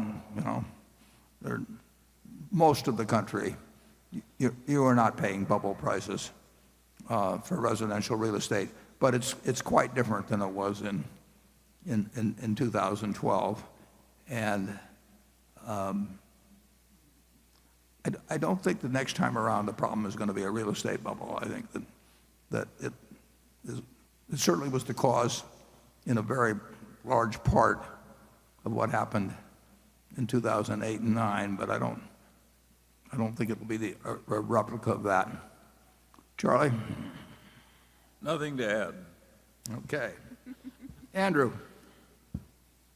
Warren, Todd and Ted now have been at Berkshire for several years. What have been their biggest hits and failures, specifically? And what have they learned from Charlie and Warren? And what are the biggest differences between you and them? Well, I'll answer the last part, easiest. I am trying to think of very big deals that we can do something in investments or in business, preferably just in operating businesses. I mean, they still are. Their primary job is working on each has a $9 billion portfolio, and one of them has, I don't know, perhaps 7 or 8 positions, and the other one has maybe 13 or 14. But they have a very similar approach to investing. They've both been enormously helpful in doing several things, including important things, for which they don't get paid a dime and which they're just as happy working on the things as they are when they're working on things that do pay off for them financially. They're perfect cultural fits for Berkshire.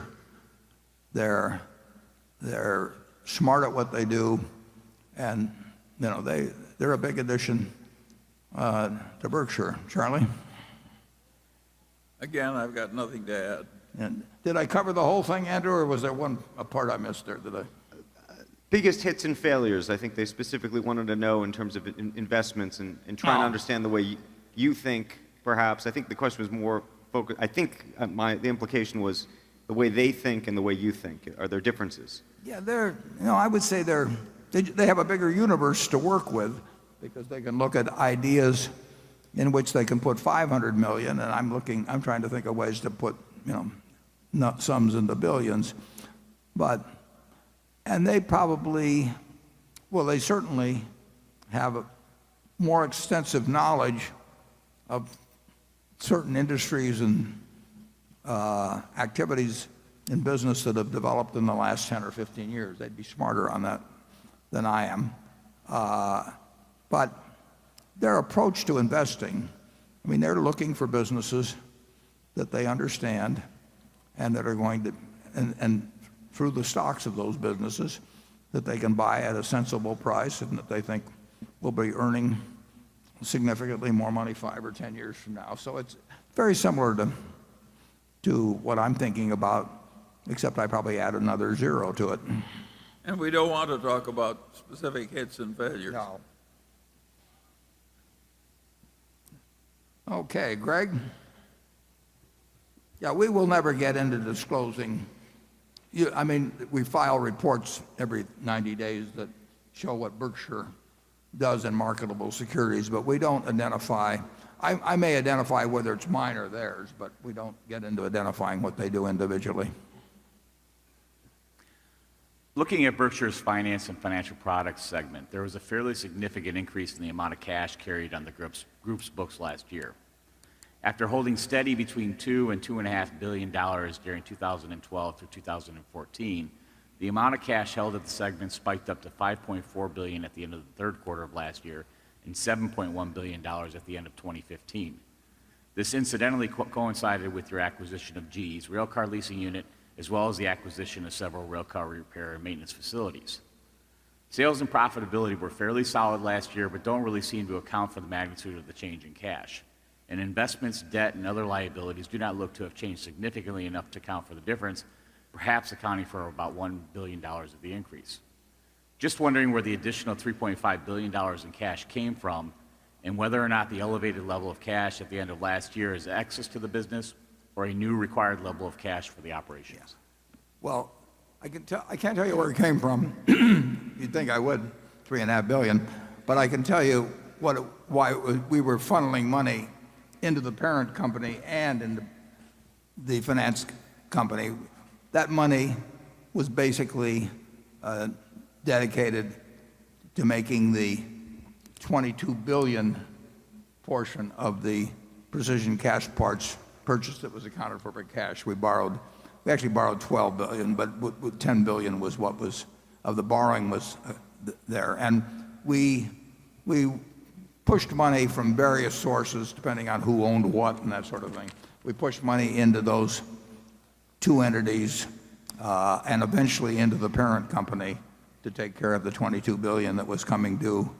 It turned out to be at the end of January when the precision cash parts closed. There's really no significance to it other than that. Okay, station 7. Good afternoon, Mr. Buffett and Mr. Munger. My name is Jeffrey Eastup from Cranford, New Jersey. I just have a simple question for you. How would you explain IBM's moat? I'm not sure that's a simple question. No, I'm not either. Well, it has certain strengths and certain weaknesses, and I don't think we want to get into giving an investment analysis of any of the portfolio companies that we own. I think I probably better leave it there. Charlie? Yeah, it's obviously coping with a considerable change in the computing world, and it's attempting something that's big and interesting, and God knows whether it's going to work modestly or very well. Yeah. I don't think Warren knows either. No, we'll find out whether the strengths are strengths. Yeah. But, but it's a field that a lot of intelligent people are trying to get big in. Okay, we're going to go to section 8, and then we will adjourn for 15 minutes prior to the formal meeting of the company. Are you ready? Station 8. Hello, everybody. Good afternoon. My name is Christian Campos. I'm from New York City. I'm a senior accounting major at Baruch College, part of the City University of New York. And Mr. Buffett, in your annual shareholder letters and during interviews, and even today, your sense of humor always shines through. Where does your sense of humor come from? Please tell us. Thank you. That's just the way I see the world. It's a very interesting and in times very humorous place. And actually, I think Charlie has a better sense of humor than I have, so I'll let him answer where he got his. I think if you see the world accurately, it's bound to be humorous because it's ridiculous.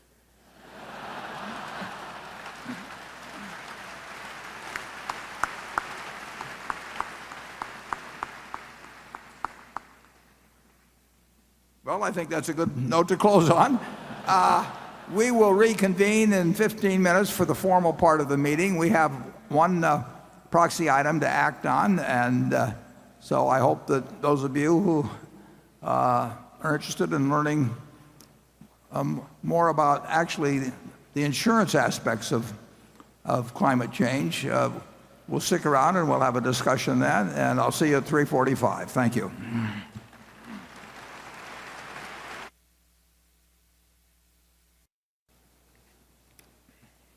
Okay, if everybody will please settle down, we'll proceed with the meeting.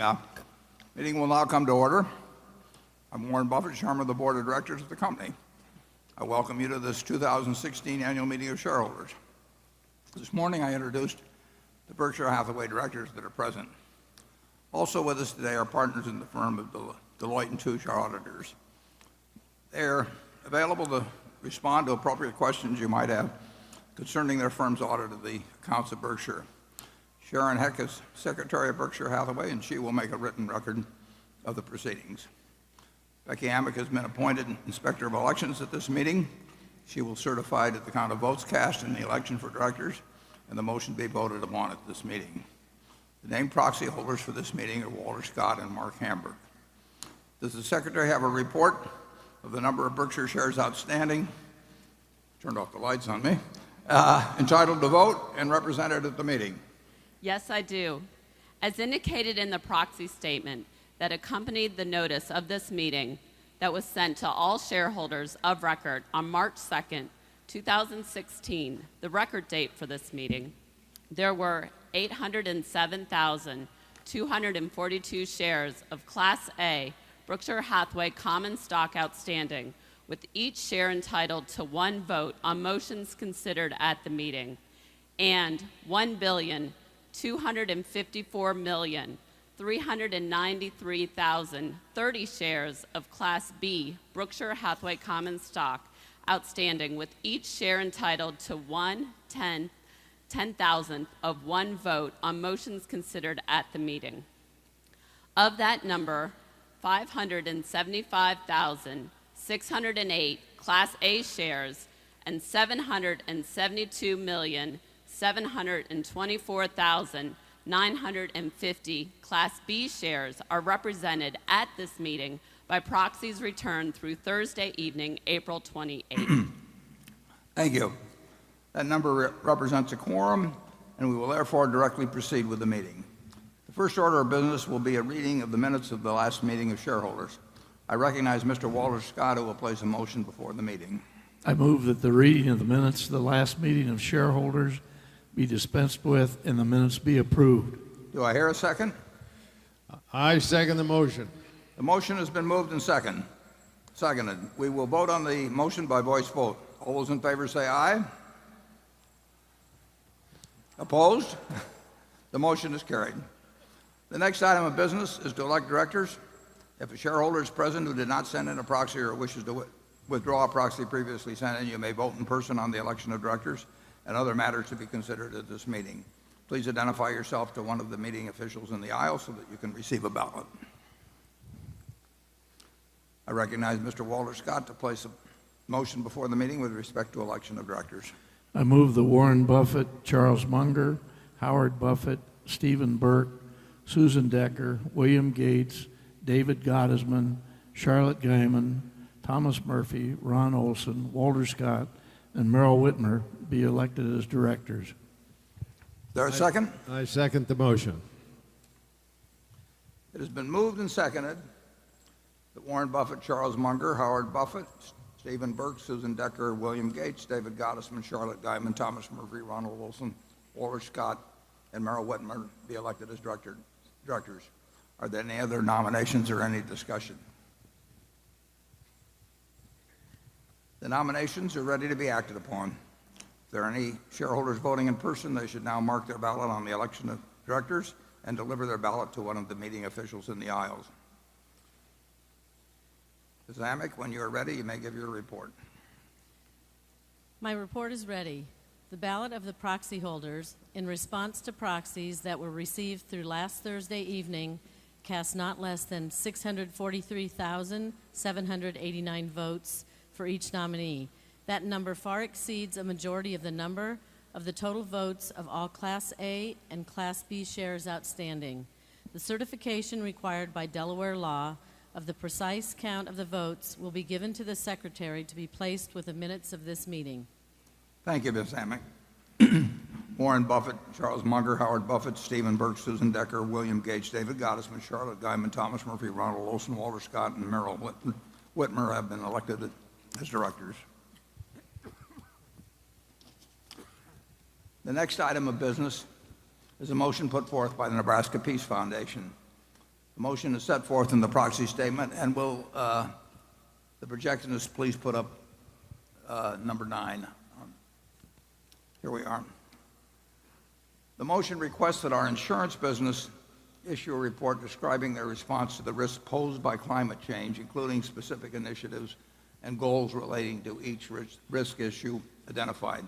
The directors have recommended that the shareholders vote against the proposal. I will now recognize, and I think it'll be up in area 1, I will now recognize Dr. James Hansen to present the motion, but I believe maybe the gentleman from the Nebraska Peace Foundation may be introducing it, and he may introduce Dr. Hansen. To allow all interested shareholders to present their views, I asked the initial speaker to limit his remarks to 5 minutes, and then the microphone in Zone 1 is available for those wishing to speak for or against the motion. Subsequently, Zone 1 is the only microphone station in operation. For the benefit of those present, I ask that each speaker for or against the motion limit themselves, with the exception of the initial speaker, to 2 minutes, and confine your remarks solely to the motion. And the motion should be left up on the, let's see, is that up there or not? Yeah, okay, the motion should be left up there. In a sense, incidentally, it asks us to present a report about the risks to the insurance division by climate change, and I did address this subject in the annual report. That would be a report, and it was a report that was concurred in with by Ajit Jain, who is our #1 expert on insurance risks. So that does represent the view of our insurance division and myself as the chief risk officer. But the subject now is open, and we welcome the initial speaker's comments. And if you're just going to introduce Dr. Hansen, I can't see who's who up there, then I presume he will have the 5 minutes, and then subsequent speakers will have 2 minutes. So go to it. You're on. Thank you. My name is Mark Vecina. I'm the treasurer of the Nebraska Peace Foundation, the owner of 1A share of Berkshire Hathaway. We are the sponsor of the shareholder resolution, which Mr. Buffett has described. In so doing, making the recommendation to develop a risk analysis and report on it, we're following the lead of the Bank of England, which last September published a comprehensive report on climate change risks facing the insurance industry, and recommended that its regulated companies conduct reviews of the risks and make this available. The Bank of England regulates the UK insurance industry, which is the 3rd largest global insurance market. I'll turn the rest of my time over to world-renowned climate scientist, Dr. James Hansen. Thank you for this opportunity. I want to make a suggestion that I hope you will ponder. Some aspects of climate have become clear. Humans are changing the atmosphere, and we can measure how this is changing Earth's energy balance. More energy is coming in than going out. So the ocean is warming, ice sheets are melting, and sea level is beginning to rise. We are now close to a point of handing young people a situation that will be out of control, with ice sheet disintegration and multi-meter sea level rise during the lifetime of today's young people, which would mean loss of coastal cities and economic devastation.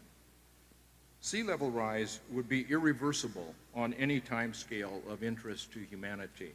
The other irreversible effect of rapid climate change would be extinction of a substantial fraction of the species on Earth. The bottom line is that we cannot burn all fossil fuels. And the economic law of gravity is that as long as fossil fuels appear to be the cheapest energy, we will keep burning them.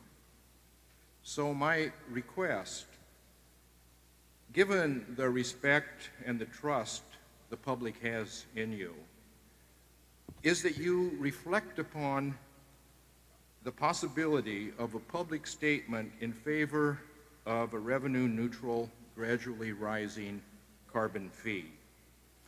A carbon fee is needed to make the price of fossil fuels honest, to include the costs to humanity of their air pollution, water pollution, and climate change. A rising carbon fee is needed to spur effective investments by the private sector in clean energies and energy efficiency. Most important, it will steadily phase down fossil fuel use. So I'm not asking you to endorse a carbon fee on the spot, but I hope that you will reflect upon it and perhaps provide a clear statement in your next report. It could be your greatest legacy. It could affect everything, even the course of our future climate. Thanks. Thank you, Dr. Hansen. I might say that although we may differ on some specifics, and I don't know, I am no expert on this subject whatsoever, I don't think you and I have any difference in the fact that it's important that climate change, since it's something where there is a point of no return if we are on the course that you think is certain and I think is probable, that it's a terribly important subject. But the motion that was put forth was relating to the insurance aspects of it. And we have discussed, believe me, we have thought and discussed insurance aspects, and I've in effect given a report which was asked for by this within the annual report. So it is really not the issue before the shareholders is not how I feel about whether climate change is real or whether a carbon tax is appropriate. It's whether it poses a risk to our insurance business. And I recognize the Bank of England read that report, but we respectfully disagree with them in terms of, not in terms of the importance of climate change, but in terms of the risk to our insurance business. We don't write policies for a long period of time. We're not forced to write a policy on anything. So our judgment is made as propositions are presented to us, usually as to whether for 1 year we are willing to accept a given risk for a given price. And that obviously, climate is enormously important in our activities, hurricanes being the most important probably, although we also get involved in earthquakes. But that is what the proposal is about, and we've given a response to that. And it does not mean that we differ on the importance of climate change to the human race. So with that, I'd be delighted to hear from the various seconders. Hello, my name is Jim Jones. I'm the Executive Director of the Cady School of Insurance at Illinois State University. I would like to express my concerns based on 3 hidden risks associated with climate change. The first relates to stranded assets of insurers investing in fossil fuels. The second is a more insidious risk related to climate change.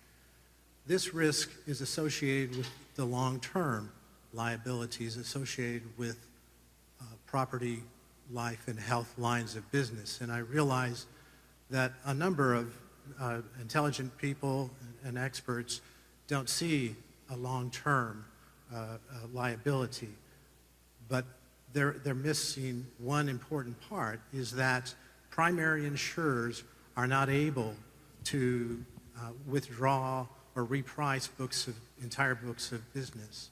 Following hurricanes Katrina, Rita, and Wilma, new hurricane models were developed in Florida, and they attempted to get the recommended rate approvals for that. They were not allowed to, and so many insurers began to withdraw from that market. 10 years later, that about 40% of the underperforming business is still on the books of those insurers. And this could play out in several other states that are exposed to climate risk.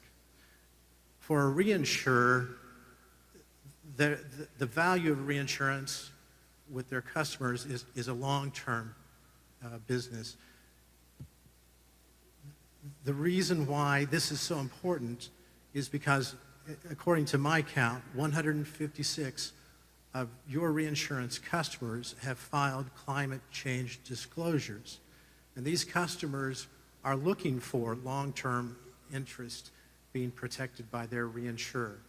And if not, there's a potential for a relationship default risk that could occur if they perceive your reinsurance as just being one-year contracts that can be repriced or withdrawn. And you enter into that world of the expanding market competition of alternative reinsurance, which just last year was $72 billion. And earlier this quarter, we set a record of $2.2 billion in cat bonds. Thank you. I would point out that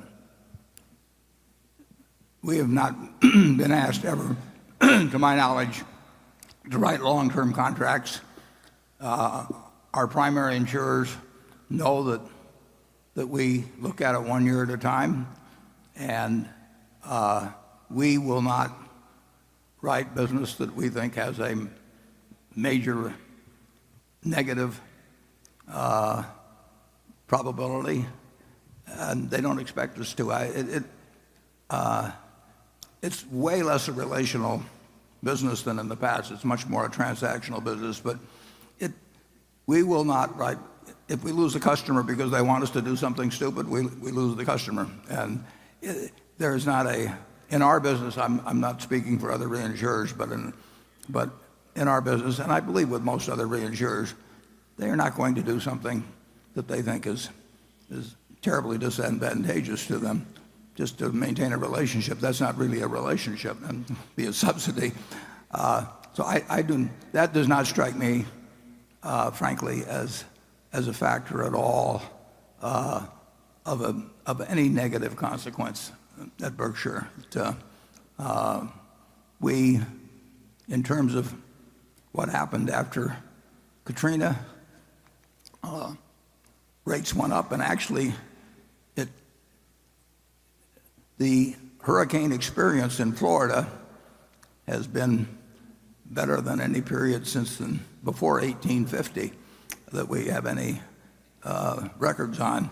That's been a surprise to us, incidentally, but we have not written business, catastrophe business in Florida during that period because we didn't think the rates were adequate. They were adequate, we just were wrong about it.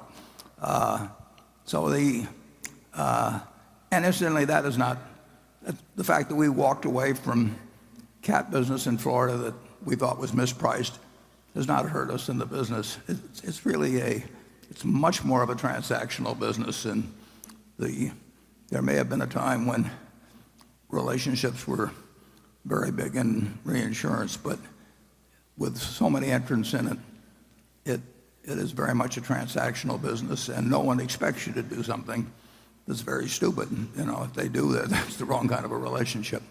But I'm glad to hear the next speaker. Hello, Mr. Buffett. My name is Jane Klebb. I run a group called Bold, Nebraska, which was part of an unlikely alliance who beat Keystone XL to protect the aquifer in our state as well as property rights. And I met you several years ago at Senator Nelson's home, and I had pulled you aside and asked, how could we get health care reform passed? And you told me two things. You said the polling numbers matter and that we have to keep on applying public pressure. And we feel the same way about climate change and climate action. The most recent Yale study said that even 47% of conservatives believe in climate change and want to start seeing corporate and government action. And your response to this resolution struck me because one of the sentences said that if you live in a low-lying area, you should probably move. Well, we work with Native brothers and sisters who live in coastal communities And one of those tribes is now the first United States climate refugees. They didn't have the option to move, they were forced to move. And so we're turning to you and we're turning to ourselves to continue to apply public pressure and hope that both you and Charlie stand with us. And maybe it's not this year, and maybe it's not the year after, but we really look forward to you doing full climate risk analysis, as well as divesting from all the fossil fuels that you own. And lastly, it takes both small and mighty, as well as big and powerful, to solve this problem of climate change. So you blocking small solar in Nevada is the wrong road to go down. Thank you. Okay.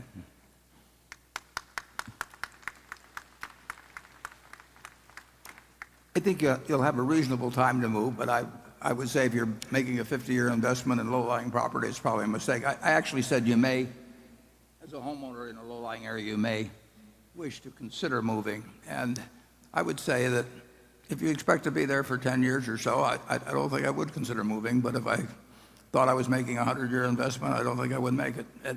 I think it gets to the question, we have a shareholder proposal that says what are the risks to the insurance division from climate change. We're not denying climate change is an incredibly important subject. We're not denying its existence, but it will not hurt our insurance business, and it's immaterial compared to other things that couldn't affect our insurance business. And that is the issue before the meeting. I'll be glad to hear from the next speaker. Good afternoon, Mr. Buffett. My name is Kay Karn. I've been a shareholder for more than a decade, basically my investing life.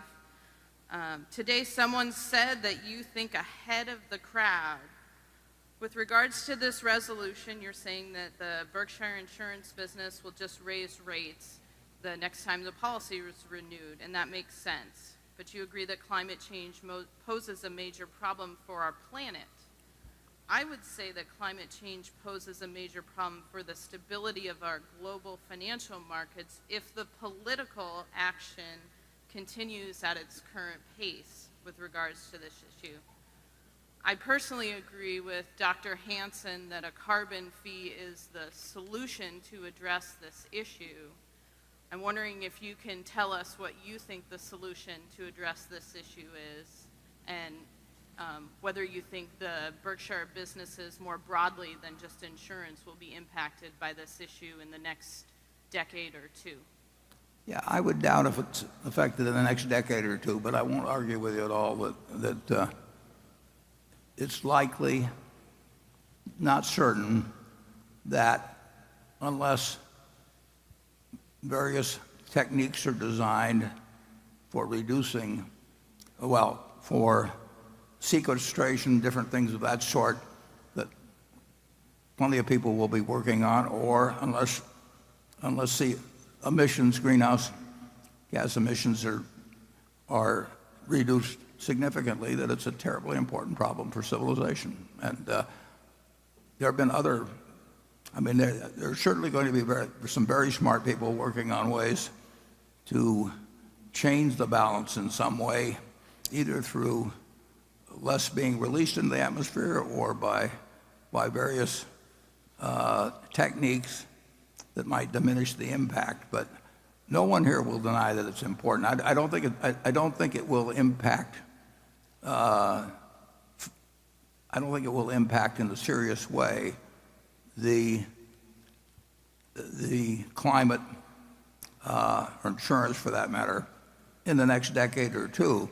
But as I pointed out in the report, if you're dealing with something where you pass a point of no return, the time to do something isn't to wait till you get 10 minutes away from the point of no return. So that there are policies which we subscribe to very strongly in terms of renewables and that sort of thing. But I think there's also possibilities that within the scientific community that there will be solutions that are beyond my limited knowledge of physics to conjure up myself. But there are a whole lot of people out there that are a lot smarter, and I think that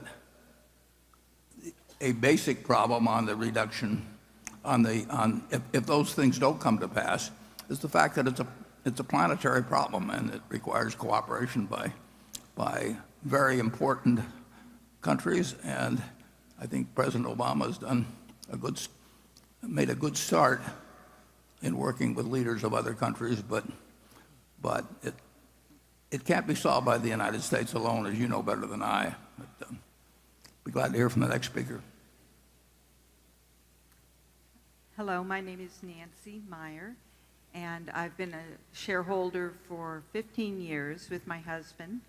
We have great faith in Berkshire Hathaway. That's why we invested. So I'm just here to say that as a shareholder, I'd like to ask my fellow shareholders to consider the economic costs of climate change and urge Berkshire Hathaway to adopt this resolution to show leadership in the insurance industry. Thank you. Thank you. And I appreciate the fact you've been a shareholder, but I do think, for reasons I've laid out, I don't really think that I think the resolution is in a sense inapplicable to our insurance business. I mean, insurance, global climate is not a risk to our insurance business. It may be a risk to the planet over time, but that's a different thing. I mean, we can adopt all kinds of resolutions about saying that obviously nuclear proliferation is a threat to the planet, and you can say, well, then it's a threat to Berkshire. But in terms of being Berkshire specific, you can read the resolution, and then, like I say, our answer with Ajit Jain is probably the smartest person I know in insurance, and I have 99% of my net worth in Berkshire that's all destined to go to philanthropic institutions, and I'm not eager to see that disappear. And I do regard myself as the chief risk officer of Berkshire, and I worry about things that can hurt Berkshire, and I do not see it in our insurance division in relation to climate change. But thank you.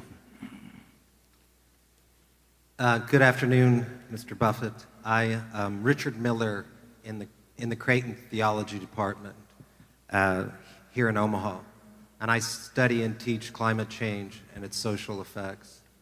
I just wanted to make you aware that Berkshire is operating within a larger economy, and that the most important climate analysis, economic analysis from Nicholas Stern indicates that on our current path, by the end of this century, 30% loss in global GDP is possible.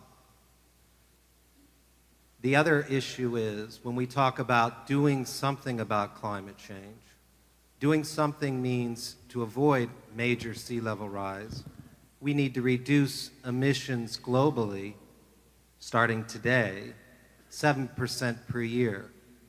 The only time we've ever reduced emissions over a 10-year period in a growing economy was in the 1990s in England, and we reduced them 1% per year. So we're talking about a completely different thing than President Obama's gradual move, and we need to do something. No, we need to do massive transformation immediately. And with your large global holdings, you are a world significant figure on this, not just about this particular shareholder resolution. Thank you for your time. Thank you.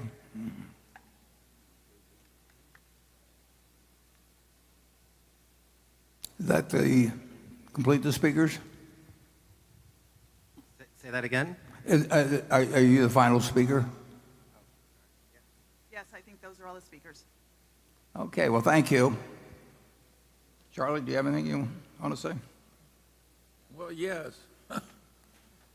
We're in Omaha, which is considerably above sea level, and we have no big economic interest in this subject. In our insurance companies, we don't write much of that catastrophic insurance we used to write many years ago. So we're asked as a corporation to take a public stance on a very complicated issues. We've got crime in the cities, we got 1,000 complicated issues that are very material to our civilization. And if we spent our time at the meeting taking public stands on all of them, I think would be quite counterproductive. And I don't like the fact that the people that constantly present this issue never discuss any solution except reducing consumption of fossil fuels. So there are geoengineering possibilities that nobody's willing to talk about, and I think that's asinine. So you put me down as not welcoming. Yeah. You know what? I have a political rally. The motion is now ready to be acted upon. If there are any shareholders voting in person, they should now mark their ballots on the motion and deliver their ballot to one of the meeting officials in the aisles. Ms. Amick, when you are ready, you may give your report. My report is ready. The ballot of the proxy holders, in response to proxies that were received through last Thursday evening, cast 69,114 votes for the motion and 531,724 votes against the motion. As the number of votes against the motion exceeds a majority of the number of votes of all Class A and Class B shares properly cast on the matter, as well as all votes outstanding, the motion has failed. The certification required by Delaware law of the precise count of the votes will be given to the Secretary to be placed with the minutes of this meeting. Thank you, Ms. Amick. The proposal fails. Does anyone have any questions for our audit firm before we adjourn? If not, I recognize Mr. Scott to place a motion before the meeting. I move this meeting be adjourned. Mr. Olson? And I second it. Motion to adjourn has been made and seconded. We will vote by voice. Is there any discussion? If not, all in favor say aye. All opposed say no. The meeting is adjourned. Thank you.